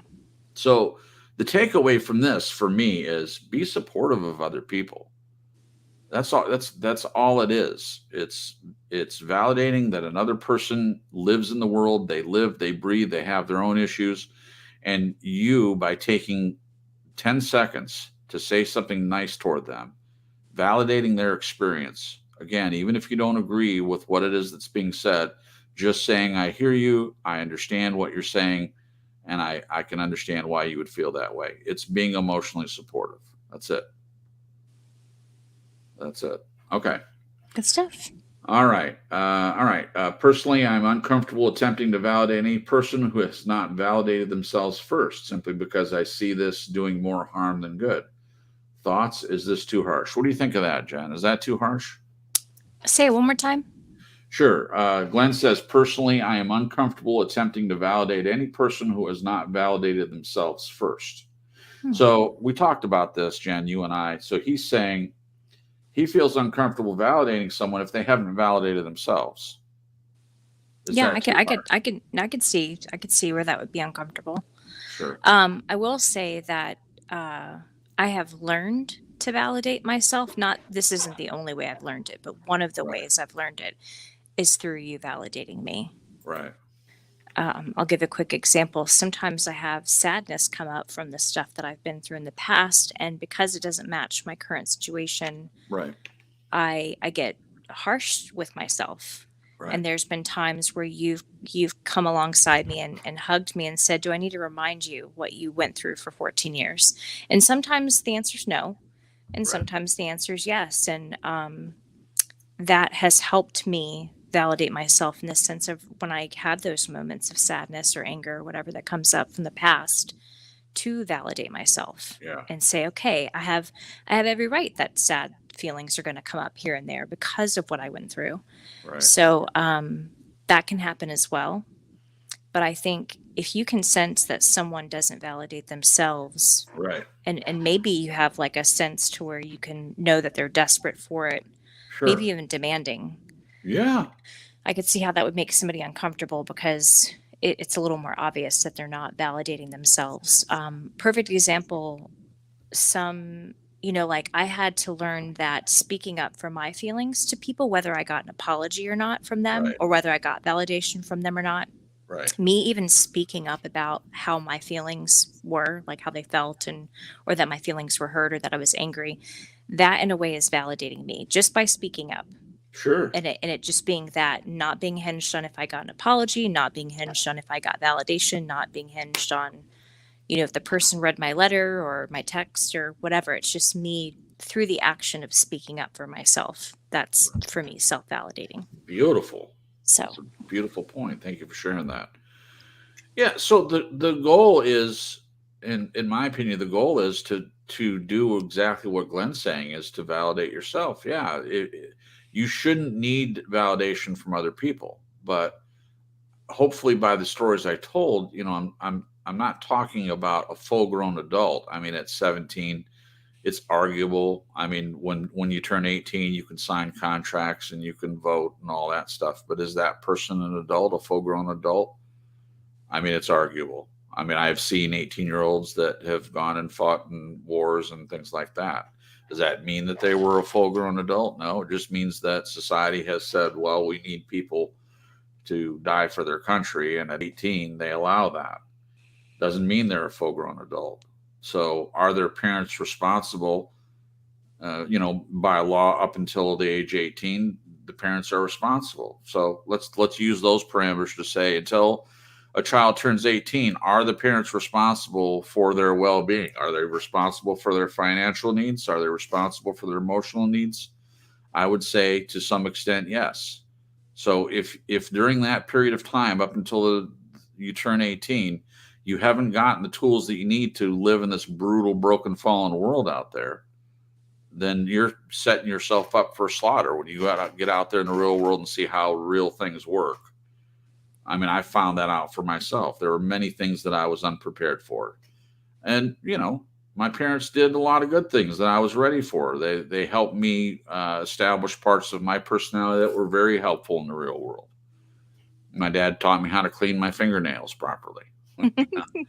I mean, there are things that they taught me that did prepare me. But in general, especially in this area, the area of validating myself, this is something I had to learn on my own. This was not something that was easy for me. Yeah. And that's okay. I mean, it's okay. Nez says a listening ear and a kind word can keep someone from hurting themselves or someone else. Absolutely, Nez. Yeah, listening to someone and saying kind words. To me, it's the least we can do. And you're absolutely right. A lot of times we don't know what a person's gone through. So validation in that sense, that's all it is. Jen nailed it earlier in saying it's being emotionally supportive. And I would agree, that is. Nez says, I know people, or let me just put it up there. I know people in their 40s and 50s who are not full-grown adults. Amen, sister. There are plenty of people that, despite their age, they're not full-grown anything. I do agree with Glenn that if the person is saying me, validate, it's an expectation on their part. Not only it being an empty space that you can never fill, I see where Glenn is correct that it would do more harm than good. My point is, isn't it a value judgment? You're looking at the other person and you're making the decision that they've never been validated, so you're not going to do it either. Cripps, a quick example, please. Sure. I'll give you one. Okay. You come to me and say, Glenn, look, I really think I am a totally useless person and I'm a piece of crap. So is my response going to be either of, oh no, Cripps, you're a wonderful person. I don't know how you could even think that about yourself. Or I'm sad that you feel that way about yourself. I'm sad that you feel that way about yourself. To me, it's still validation. Well, that's not enabling you, is it? No. No. See, the first one I would say is, to my mind, it is harmful. Oh, you're the wonderful person. If it's not true, look at people love you. You just this, that, and whatever. That's bullshit. Well, you may like this, Glenn. In that particular scenario that you presented, knowing you would spend the time with the person to focus on why they would ever think that way about themselves to begin with. That's what you would address, in my opinion. Correct. And to me, that's validation. Now, to other people, they may not see you spending. We're not there yet, but you make a point in this that you deciding to spend time with people is validation. My point is going to be that everybody feels validation differently. And although I'd agree that you spending time with a person to you is validation, it may not be validation. They may need something more or something else. Yeah. So Correct. To me, it's a difficult thing to determine, because each situation is different, what a person needs. That's true. That's why we want people to put their ideas up there for discussion. Of course. Sure. Hello to In Christ. I'm not sure who you are, but welcome. I'm glad that you're here. It says hi, Cripps. So it's someone that knows me. If you could say who you are, if you want to, you don't have to, but if you say who you are in the chat, that'd be great. But welcome either way. Okay. So Glenn says, I wish to add to the mix my concept of validation excess. This is when I start to get the feeling that a person is using validation for manipulation. I'm so glad he brought this up. Validation for manipulation with the express purpose and agenda that they will be validated in return. A setup. I give to you, so now you give back to me. So this is the point that I hear most about validation, is that it can be manipulation. And I don't disagree with that. I think for some people, like a narcissist that learns validation, it changes it from a tool that's used for good to a tool that can be used to manipulate and control people. Yeah. I mean, I can see a narcissist totally learning how to validate someone. If they learn that tool, oh my gosh, it's going to be even harder to recognize them. From sorry, I got distracted. Yeah. Okay. In Christ, you don't have to tell me. You know me from CS. Great. Welcome. Glad that you're here. Thank you. I forgot what I was saying. What was I saying? Oh, shoot. I'll just move on. So I can see a narcissist getting that tool and really using it to control and manipulate people. That's what I was saying. So Glenn's absolutely right. But just because you use the tool doesn't necessarily mean it's manipulation. Again, it's got to be a case by case basis, and it's looking at the person who's doing it, the person that's manipulating, or the person that's using the validation. And I'm not saying everybody can see that, but I think I would. I would know the difference between someone that's trying to manipulate me. You can see it. You can feel it in the way that they're saying it. Sometimes validation is just it's someone that cares about you. So if you know the person cares about you, they're not trying to manipulate you, then you can see where it comes from and you can accept it in that way. But I agree with Glenn. He calls it validation excess. That does exist. I believe it's possible, and it can be used for manipulation. What do you think, Jen? Do you have anything? Well, I was actually going to say, so I'm just like looking at myself and my past stuff. And I think in the past I wanted validation because I wanted permission to feel like what I was feeling was okay.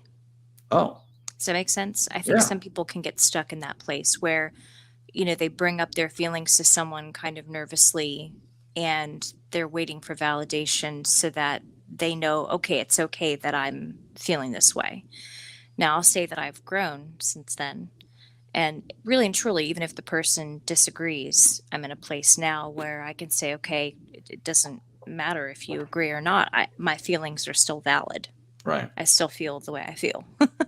Right. Mm-hmm. So that wasn't necessarily answering the question that you were talking about, but it was just something that popped into my mind while you were talking. So what was the question? Oh, no, it wasn't really a question. I just read the part about, do you think validation can be manipulative? And I mentioned a narc and them using it as a tool for their evil desires. It can be manipulative. And I actually had a kind of toxic friend in high school who I found out later, she used to tell me I was pretty, so I'd say it back to her. Oh, yeah. Like, oh. Yeah. It's not good. So that's a perfect example. That is a perfect example. So Glenn's not crazy here with the points that he's made in here. These are really, really good points. And yeah, there are people that will use it for evil, but that's true about anything. There are people that use the word love, and what they want to do with that word is manipulate you. They may want to make you think that you're loved and control you. So just because a tool is valuable, it doesn't mean that everyone's going to use it in a positive way. That's not a reason not to validate people. Yeah. Just because someone uses it for evil instead of good. I would agree. Okay. Before we move on, Glenn, any comment about that other than what you've already put in the write-up as to validation for manipulation purposes? Only that I think if you're in a good place, it becomes very obvious very quickly when someone's trying that on you. I agree. Very aware of it. Yeah, I would agree. I agree. Thanks. Thank you, Glenn. Continuing, Glenn says, in case I am being labeled as an anti-validator, I love that. I want to put that one to rest. I am 100% for authentic validation. It is more a question of degree, and that relates to my personal comfort level. I certainly will not validate any person if I feel obliged to do so. Okay, Glenn, do me a favor, and if you can you describe to you what authentic validation looks like? Usually it comes from spontaneity and is applicable or appropriate to the situation. Like I mentioned with Sandra, I came home, yada. Oh, it's great to be home. I missed you, or whatever it was. It doesn't feel contrived. I think if I was going to say to Sandra every 50 times a day, oh, I love you, Sandra, well, she's going to be thinking, this is not very authentic. What the hell's going on? Right. Who is this idiot? But if I said it once in context with just how I'm also projecting myself, well, then it's going to have meaning. Yeah. That's what I mean by authentic. Okay. Yeah. Yeah. Yeah. I don't disagree with that. I understand what you're saying there. We'll move on. Okay. The next question. I wonder how the balance point can be found when one party in a relationship is heavily into validation and the other party does so with a much lighter touch. In other words, doesn't they validate according to Glenn's question? They validate, but it's just a lot lighter. You want to take on that one, Jen? What do you think? What's the balance point between the two? Can it be found? No.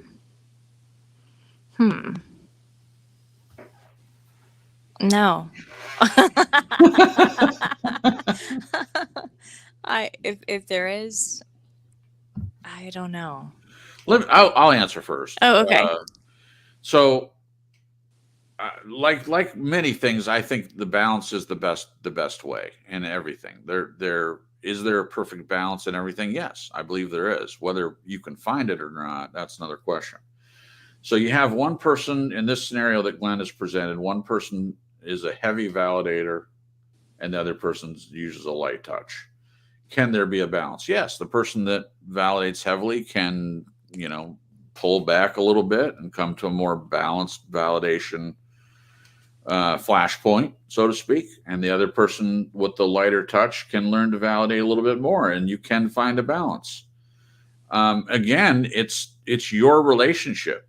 It's how you see it. And Glenn used a perfect example of he and Sandra in saying that, oh, well, this is just natural. But you're not denying that it is validation. You saw that yourself. So because we've been talking about this and because you did the write-up, you did it naturally. And it's like, oh, well, we're validating each other, but you don't notice it because it's so natural.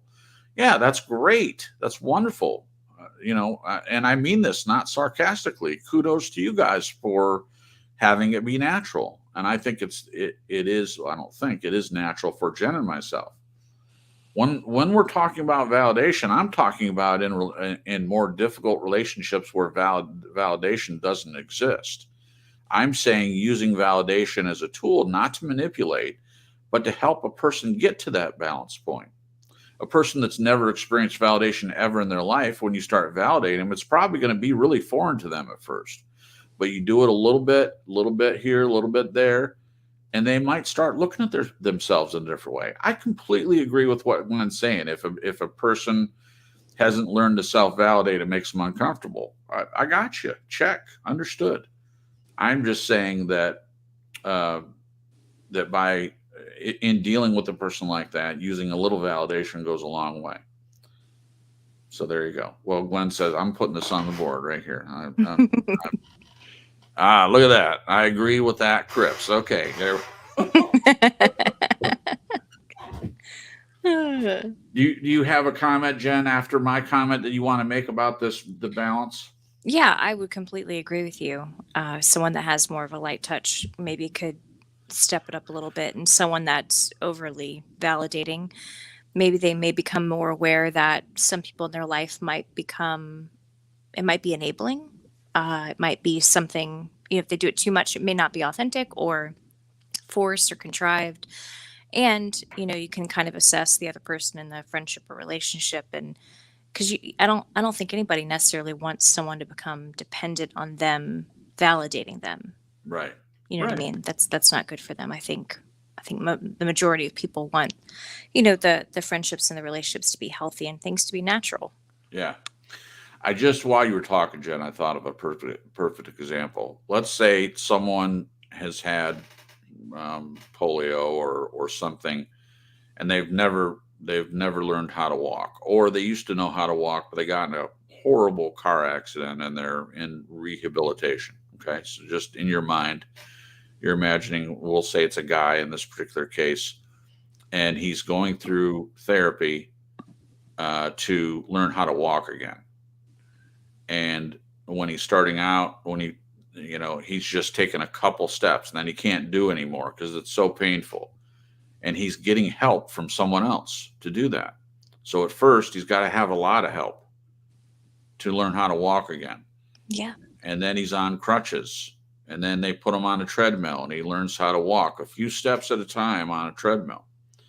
And then he doesn't need the crutches anymore. He's able to, walk with a cane.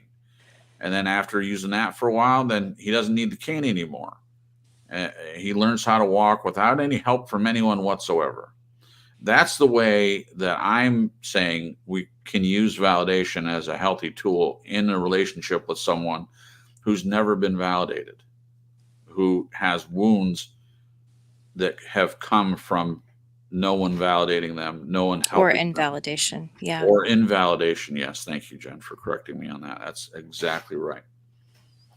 So if you've always known how to walk, and in this scenario, if you know the value of validation, and you see someone that has been wounded or has been invalidated all their life, you think of the benefit that validation could be toward that person, and you know how to use it.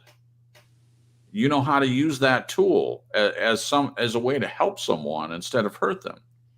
To me, it's emotional support. It's the same as Nez was saying earlier. It's a kind comment towards someone that really could use a kind comment. I think there's so much value in that. I agree. Glenn, any comment about this balance? Yeah, so I made a comment. I just think if each person's aware, but I think once you and can try to work with it, but I think once you take the spontaneity out of it, I think it loses its validity to somewhat. If I'm thinking, oh, that person really wants to be validated, I better do it. That is a very uncomfortable thought to me. Yeah, that's not good. Well, let's okay. I understand what you're saying. Let's take that out of it. Let's say the person is not asking for your validation, but you, as a high emotional IQ, you're reading this person. You're saying, hey, I think this person has a low self-esteem and they've never been validated. They're not asking you for it, but you know that a little validation would help them. Would you prevent yourself from validating that person in that scenario? No, I would not. I'd be aware of it, and I would hopefully use it constructively. Yeah, that's my only point. Thank you. All right. As with many of these topics, background, upbringing, life exposure, etc., all play their part. Thinking of a child given two forms of validation from parents and siblings. First, the child who received validation, both positive and negative, based on their achievement or lack thereof. Secondly, the child who was validated just for being the person they are without any strings attached. Now, if you remember when reading the write-up, I broke protocol and said that sounds like Shangri-La to me. And the thing I reacted to was no strings attached. Just that phrase, strings attached. Because when I say my parents didn't validate me, that's really not true. Any validation that was done, there were strings attached. Any gift I was ever given, there were strings attached. It wasn't just a gift to give a gift. It was a gift that included something that I needed to do as a reward to the gifter, if that makes any sense. Yeah. I'll give you an example. During my first marriage, my mother got us a number of CDs for that. Babe, I can't remember the name of the Love and Logic. It came to me. She gave us presentations for Love and Logic. It was an anniversary. I think it was our first anniversary, and it came with a note, and it said, "This is my gift to you for your anniversary. You know, have a great marriage. Blah blah blah. It's your first year. Congratulations. Yada yada. I want you to listen to this and then come back and tell me what you learned." Now, to her, this might have been just her wanting to be involved somehow, and she wanted to benefit from hearing how we were benefited from listening to these CDs. But what I felt was that it was another gift with a string attached. And this wasn't the first time. This was a long line of giving a gift and then having some expectation attached to it. That's exactly what I mean. There's a string attached. She may not have meant it as a string, but that's the way it appeared to me, because that's the way that she gave gifts sometimes. Most times. Does anybody see any issue with that, or am I off my rocker as far as that being something that was not appropriate? I agree with you. Okay. It's a hidden agenda. Right. Right. It's a gift with an agenda. And, if I give Jen a gift, there's no agenda attached to it. I give because I love her. And if she tells me something that she likes and I want to give it to her. Like this past Christmas, she asked for some tools for her drawings and stuff. And one of them was a huge, what do they call that thing? Oh, it's a tea ruler. Tea ruler. Yeah, it's just a tea ruler. It's not like flowers or candy or some frilly little thing. It's a tea ruler, right? But it's what she asked for. And I did it because I was trying to support her creativity and her using it to do the wonderful art that she does. So there was thought behind it. I didn't say to her when I gave it to her, okay, I gave you this ruler. Now I want you to use it a couple times a week. Or I want to see the artwork that you make with it. Right. Exactly. I mean, you do, but that wasn't said. I do, but I wouldn't say that. I wouldn't attach a string to a gift. I'm just giving a gift because I care about you and I think you're talented and I would love for you to use it for something. But I'm not checking up on you to, hey, did you use that ruler? Well, that's not what I'm used to. What I'm used to is when I get a gift, it's one of those things where when grandma knits you a sweater and then every time you see grandma again, you feel you're bad. Guilted into wearing it. You're guilted into wearing the sweater. That's an example of a gift with strings. I'm not espousing that you give validation with any strings attached. You validate, and maybe the person finds value in it, maybe they don't. But you being willing to validate, to me, goes a long way. And I understand what Glenn's saying. There should be certain rule as far as he's concerned. Makes them uncomfortable in certain situations. I completely get that. But to me, it doesn't take the value out of validation in and of itself. In Christ says, I have no idea about any of this stuff since I'm single. There's the it comment happens right with there. Friendships and stuff too. Any relationship. Thank you. That's exactly what I was going to say. Even if you're single, my guess is that you have some relationships. So the things that we're talking about is valuable to anyone. And the topic we're talking about mainly is validation, learning how to validate others and using that in relationships, because it's Jen and I are saying it's healthy and helpful. And Glenn's not saying it's not healthy or helpful. He just has certain concerns, which I agree with. Okay, so the question, do you think the way we are treated as, what did I do? Okay, we went over the balance thing, and then I went over, I was explaining strings attached, and I didn't get to the question. Okay, do you think the way we were treated as children is significant in our adult attitudes to validation, affirmation, and self-worth, etc.? This is probably, in my opinion, the best question of the whole write-up. Do you think the way we were treated as children is significant in our adult attitudes to validation, affirmation, and self-worth, etc.? Yes. And I think with the stories that you guys have heard me tell tonight, I think it's clear to you why it's important to me. I don't think I have to explain that. Yeah.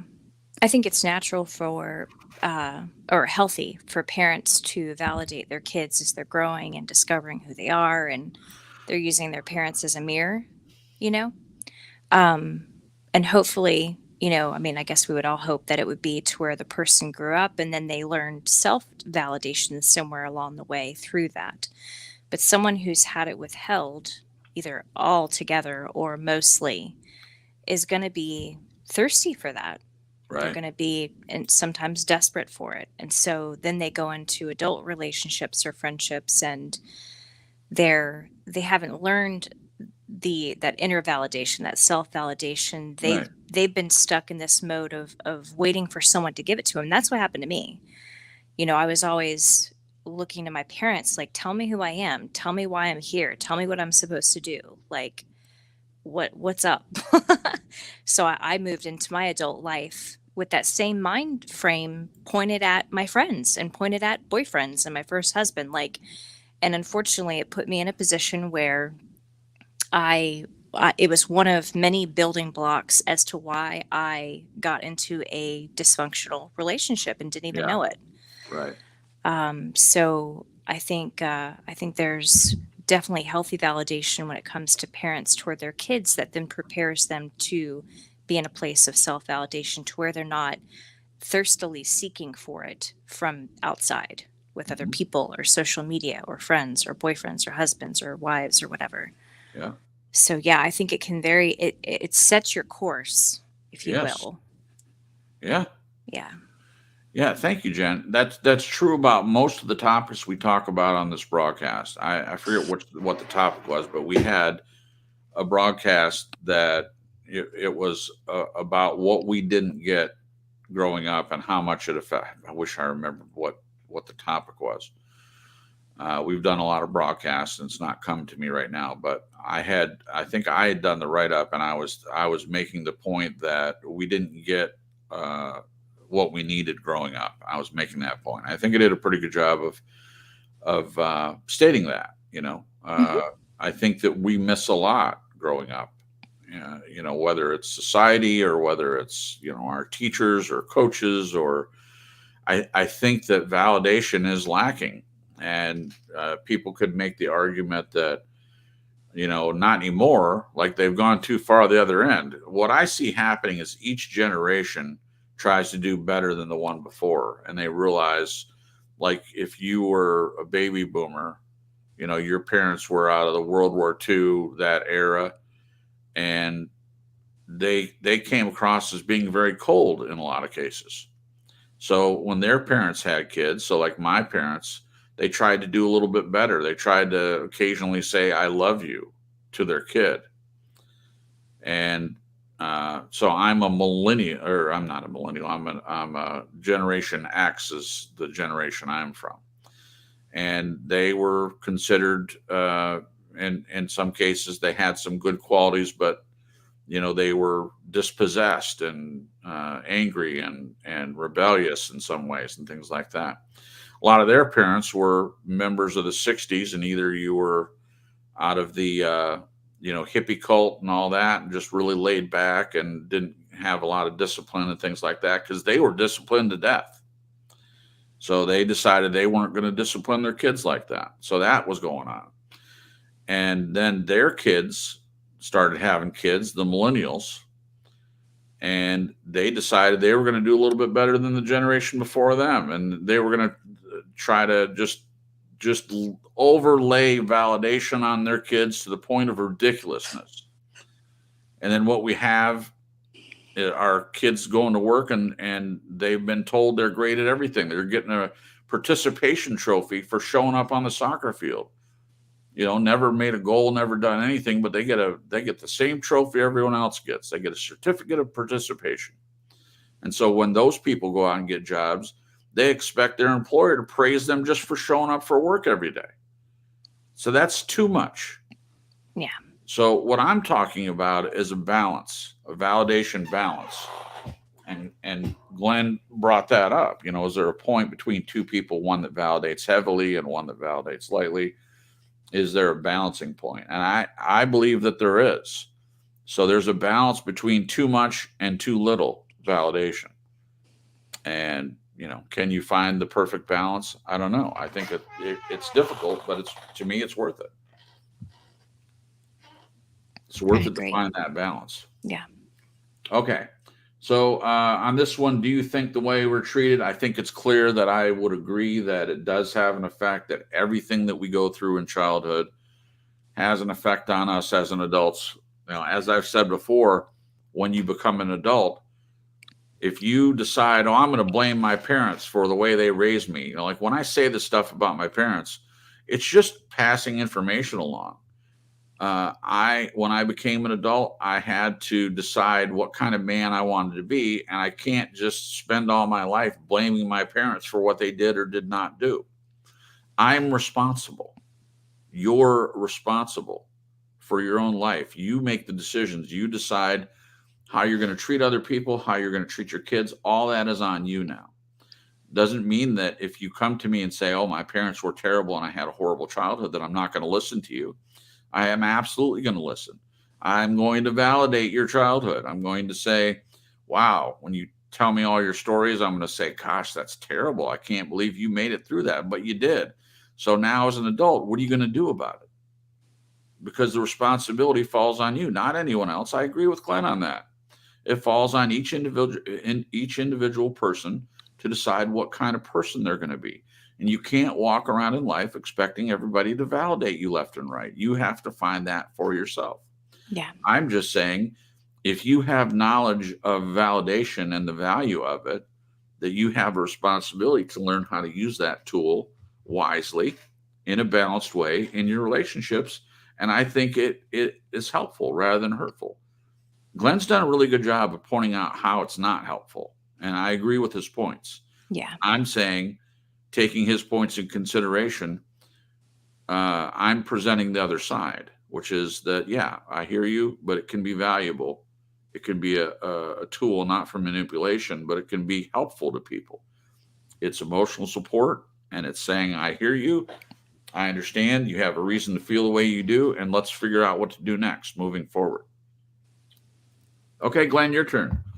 Do you think the way we were treated as children is significant in our adult attitudes to validation, affirmation, and self-worth, etc.? Yeah, I think it has an effect, but in one case is sort of an interesting one. Was I had heaps of validation as a child, but until my 40s, I thought I wasn't good enough, so it really didn't have an effect. It was only after I got some self-worth did that Right. all come into play. Right. So while I was in a hole, it was irrelevant. Anything that happened to me, parents, it was just not substantial enough to have an effect. It didn't stop me thinking I was rubbish. Right. Wow. So, Well, maybe. I appreciate that, Glenn. That's valuable. So you're saying that it didn't do any good for you until you found your own self-worth. Is Correct. that okay? Yeah, I understand that. That makes sense. Thank you. Okay. Glenn says, and this is an important topic, do I think social media has an influence on attitudes to validation? Yes, I do. I believe it is a major cause of what I would call the validation blues. It is not true in this day. Is it not true in this day and age that children particularly are virtually governed by what others say about them? Yeah. We all are governed. That's the point I was making earlier. When I told stories about a couple instances where my parents were not validating to me, I expressed how that affected me at that time, and it did. But again, as an adult, I can boo-hoo and whine and moan and groan about the way I was raised and what my parents didn't give me, or I can do what I've already done, which is get over it. And I don't mean that to, That sounds invalidating. Yeah. Well, I'm talking about me, though. I know. I'm saying that, I mean, I've gone through a lot of counseling. I've talked about these things often. Okay. So I have looked into them, and I think everyone should. Yeah. And you worked on validating your experience as a kid and how those things affected you. Right. Exactly. And then, so what I'm saying is, at the end of that, there's some work that a person has to do and changing the damage that was done to them. And I don't know how you can do that without looking. And a lot of people don't want to look at how bad their childhood was. And they might even think, oh, I had a great child. Sometimes you ask a person, when you have these interviews with serial killers, you know what a lot of them say? Oh, I had a great childhood.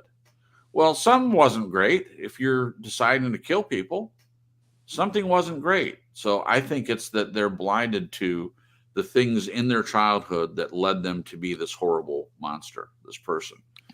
And when you dig down into these stories, which I have done, you can find it. You can find the things that were said to them that caused them to be a horrible person. Or I mean, again, I've made the point before that two people had the same exact childhood. One of them decides to do the very same things that were done to them, and the other one decides I'm going to treat my kids differently. So it's all about what the person decides to do. They're responsible for their own actions, ultimately. All right. Okay, so we're about to finish up, guys. I don't know where all this is heading, but it looks like a generational disaster to me where validation from others is more relevant than self-worth. Pretty sad, in my opinion. I agree with you that does seem to be the way things are heading, but I feel like self-worth is way more important than validation. But in my opinion, validation can help a person get to a point where they see their worth.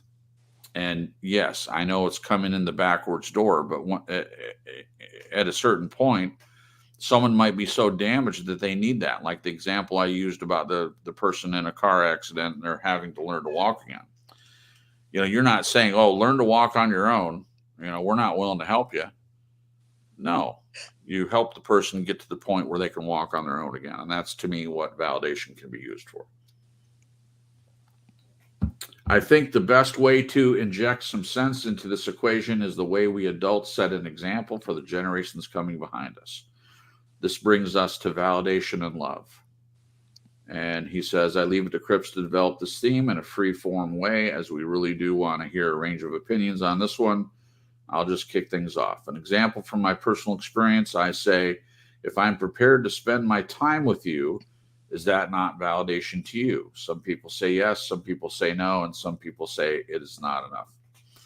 Now, I say this from a point of knowing Glenn fairly well. I'm not saying that I know everything about him or anything like that, but we have had many conversations.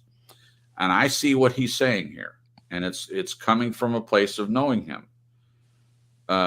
Him taking his time to spend with any person, to me, is a way that he validates them. He says, you're worth my time for me to talk to you, to listen to your story, for me to hear what's going on, and to present questions, not to tell you what to think, but to help you figure things out on your own. That is validation. So Glenn intends to do something very kind and loving and thoughtful to help someone. So in my opinion, though, that might not be enough for the person. And Glenn is within his rights to say, well, if you can't see that, then I don't know what to do. You could throw your hands up and say, I'm just done with the whole thing. But he doesn't do that. I mean, if a person is willing to communicate with Glenn, I've never seen him turn anyone away, not a single time.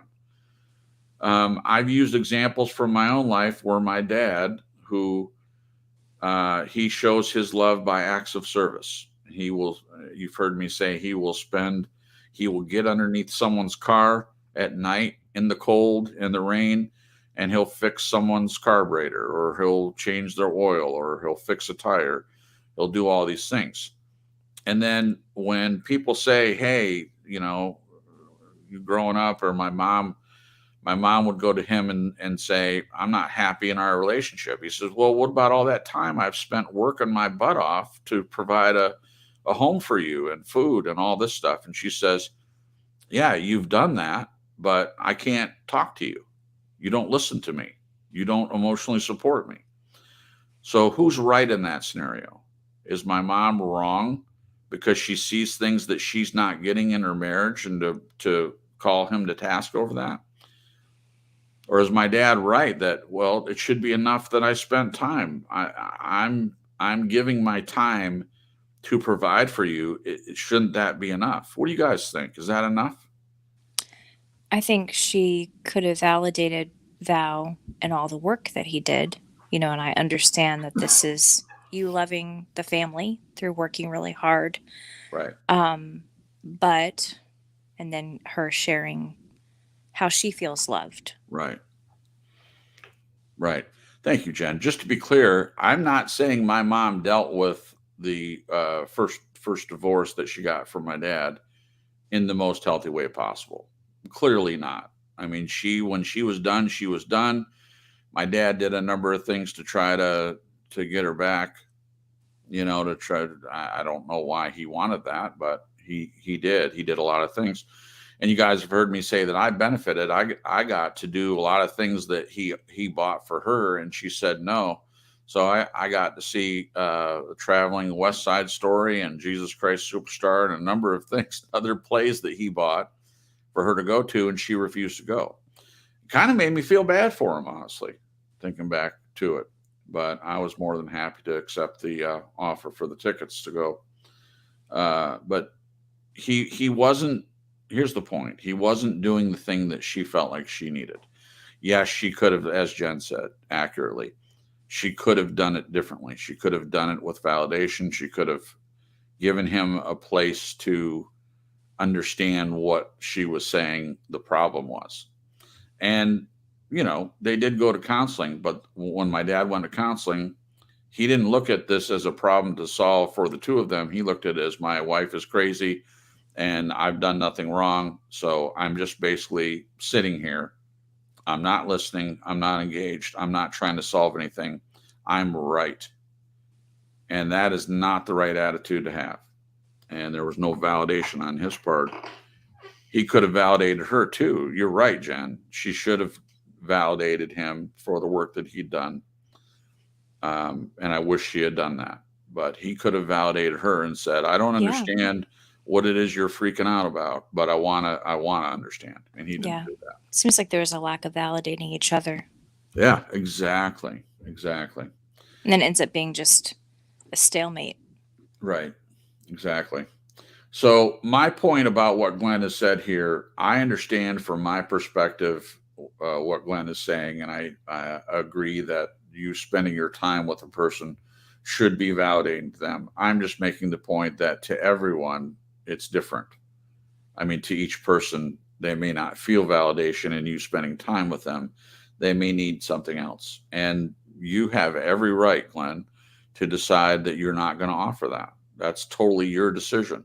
It's each person's decision in each situation they're in, each person they're in a relationship with, to decide what they're willing to give and what they're not willing to give.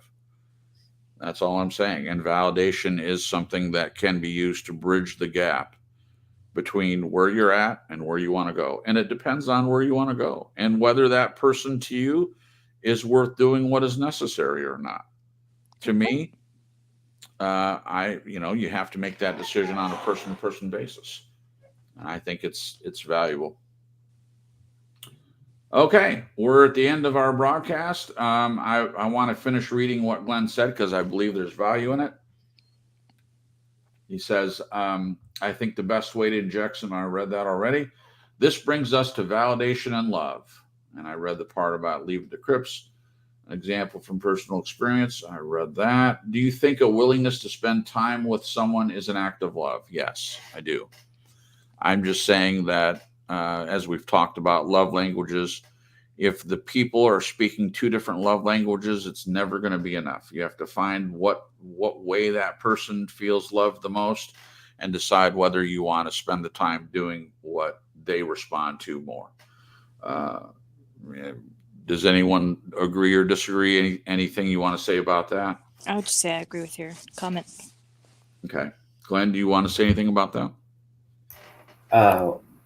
I believe it is. I just, in my head, I have an opposite opinion to your dad because I just can't see how, to my mind, fixing the washing machine or something like that is related to validation because that's just what you do. That's life. Right. But if you said it's emotional support validation, 100%.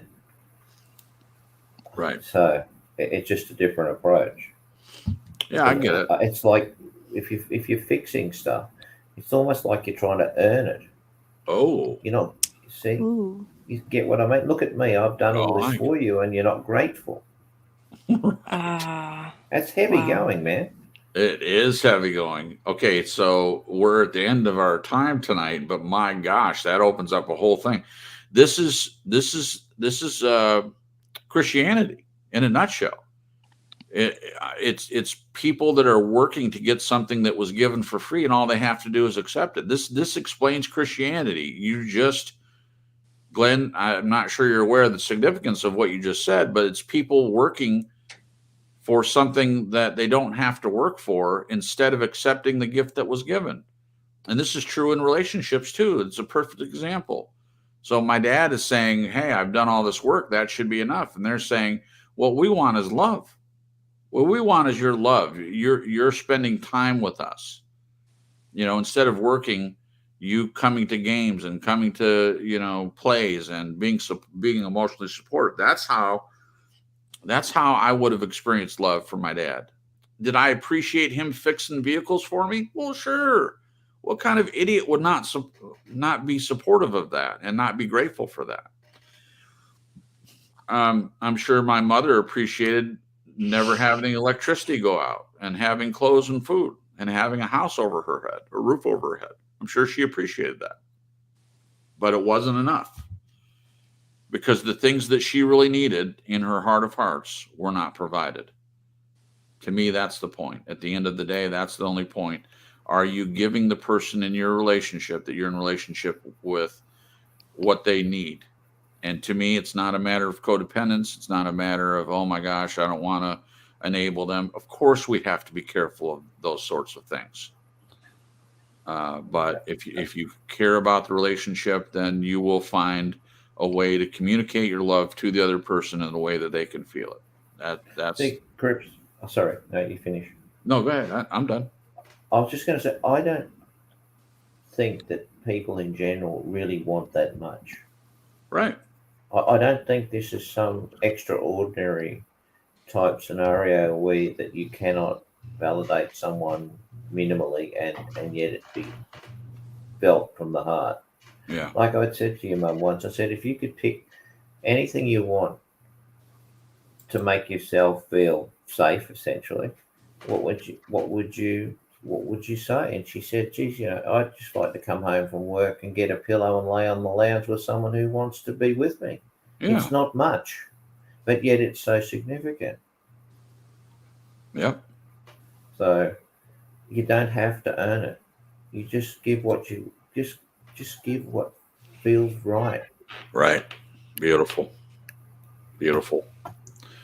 Any other comments, Jen, before we say goodnight? No, it's just a great discussion. I really appreciate it. Yeah, I appreciate it too. And we'll end on the quote, love is an act of faith in another person, not an act of surrender. And that's by our buddy Paulo Coelho.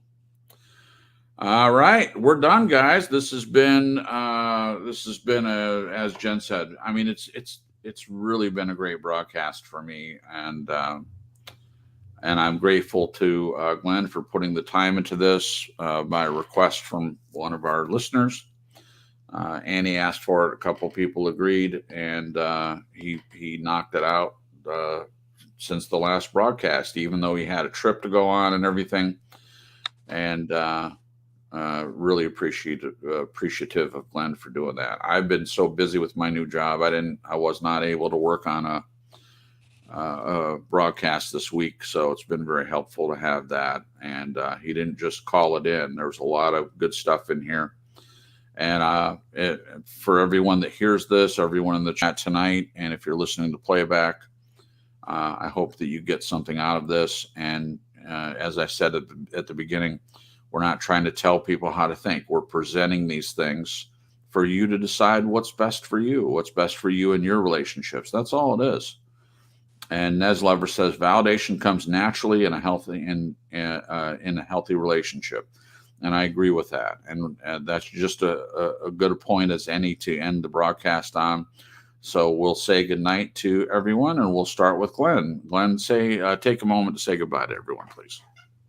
Yeah, good night, everyone. And thank you so much for coming. And if you have any topic that's close to your heart, throw it up and we'll see if we can do justice to it. Yep, exactly. The offer's open. Thank you, Glenn. Appreciate that. Jen, say goodbye to the people. Good night, peoples. Yeah, and I second Glenn's. If any of you guys have any topics you want us to discuss or pull apart or be part of the conversation, let us know. And I just want to say good night and have a good week to lovely people. Yep. Yeah, thank you, Jen. Yeah, I'll say that as well. And I was looking for believe had a question. Oh, here it is. So we've had a couple of people ask about narcissism, and I know Glenn has mentioned, well, we've covered that topic before, but this is a big topic. And I forget who else asked for this. It might have been John. John Dons might have asked about this, but Believe says, are there degrees of narcissism? First time I heard of the term, I heard it used as malignant narcissist, meaning someone most likely not coming out of. But do people have levels of this diagnosis? The short answer to that, in my opinion, is yes, there are different levels to narcissism, and there are all kinds of different names for different types. So we will talk about, even though we've covered it before, I'm sure there are many other angles that we haven't. It's a big topic, and it's something that's very popular right now. So we'll talk about doing a broadcast about that at some point. But so thank you for that, Believe. And thank you for everyone that was a part of tonight's broadcast. We hope everyone has a good week. And my buddy John says, pray for the Ukraine. I'm sure none of us have been living under a rock, and we're all aware kind of what's going on over there. And a lot of people are in dangerous situations every night. So if you pray, definitely please pray for the people that are suffering in that area. If you don't pray, obviously, I think the thing is good thoughts that go out and stuff, good vibes or whatever. Whatever you feel comfortable with, please think about those people. Thank you. All right. Thanks again for everyone that's been here. Please leave a like before you go. Appreciate that. And if you like this sort of content, please tell someone about it. We would just like more people to be involved in the conversation. But there are a lot of people in here tonight that are regular visitors to the show, and they're always involved. And thank you for doing that. And we had a couple new people in here. I'm not sure of their identity, but that's okay. We welcome you just like we would everyone else. You're welcome anytime, and we hope that you enjoyed tonight's broadcast. Until next week, good night and God bless. Thanks for coming.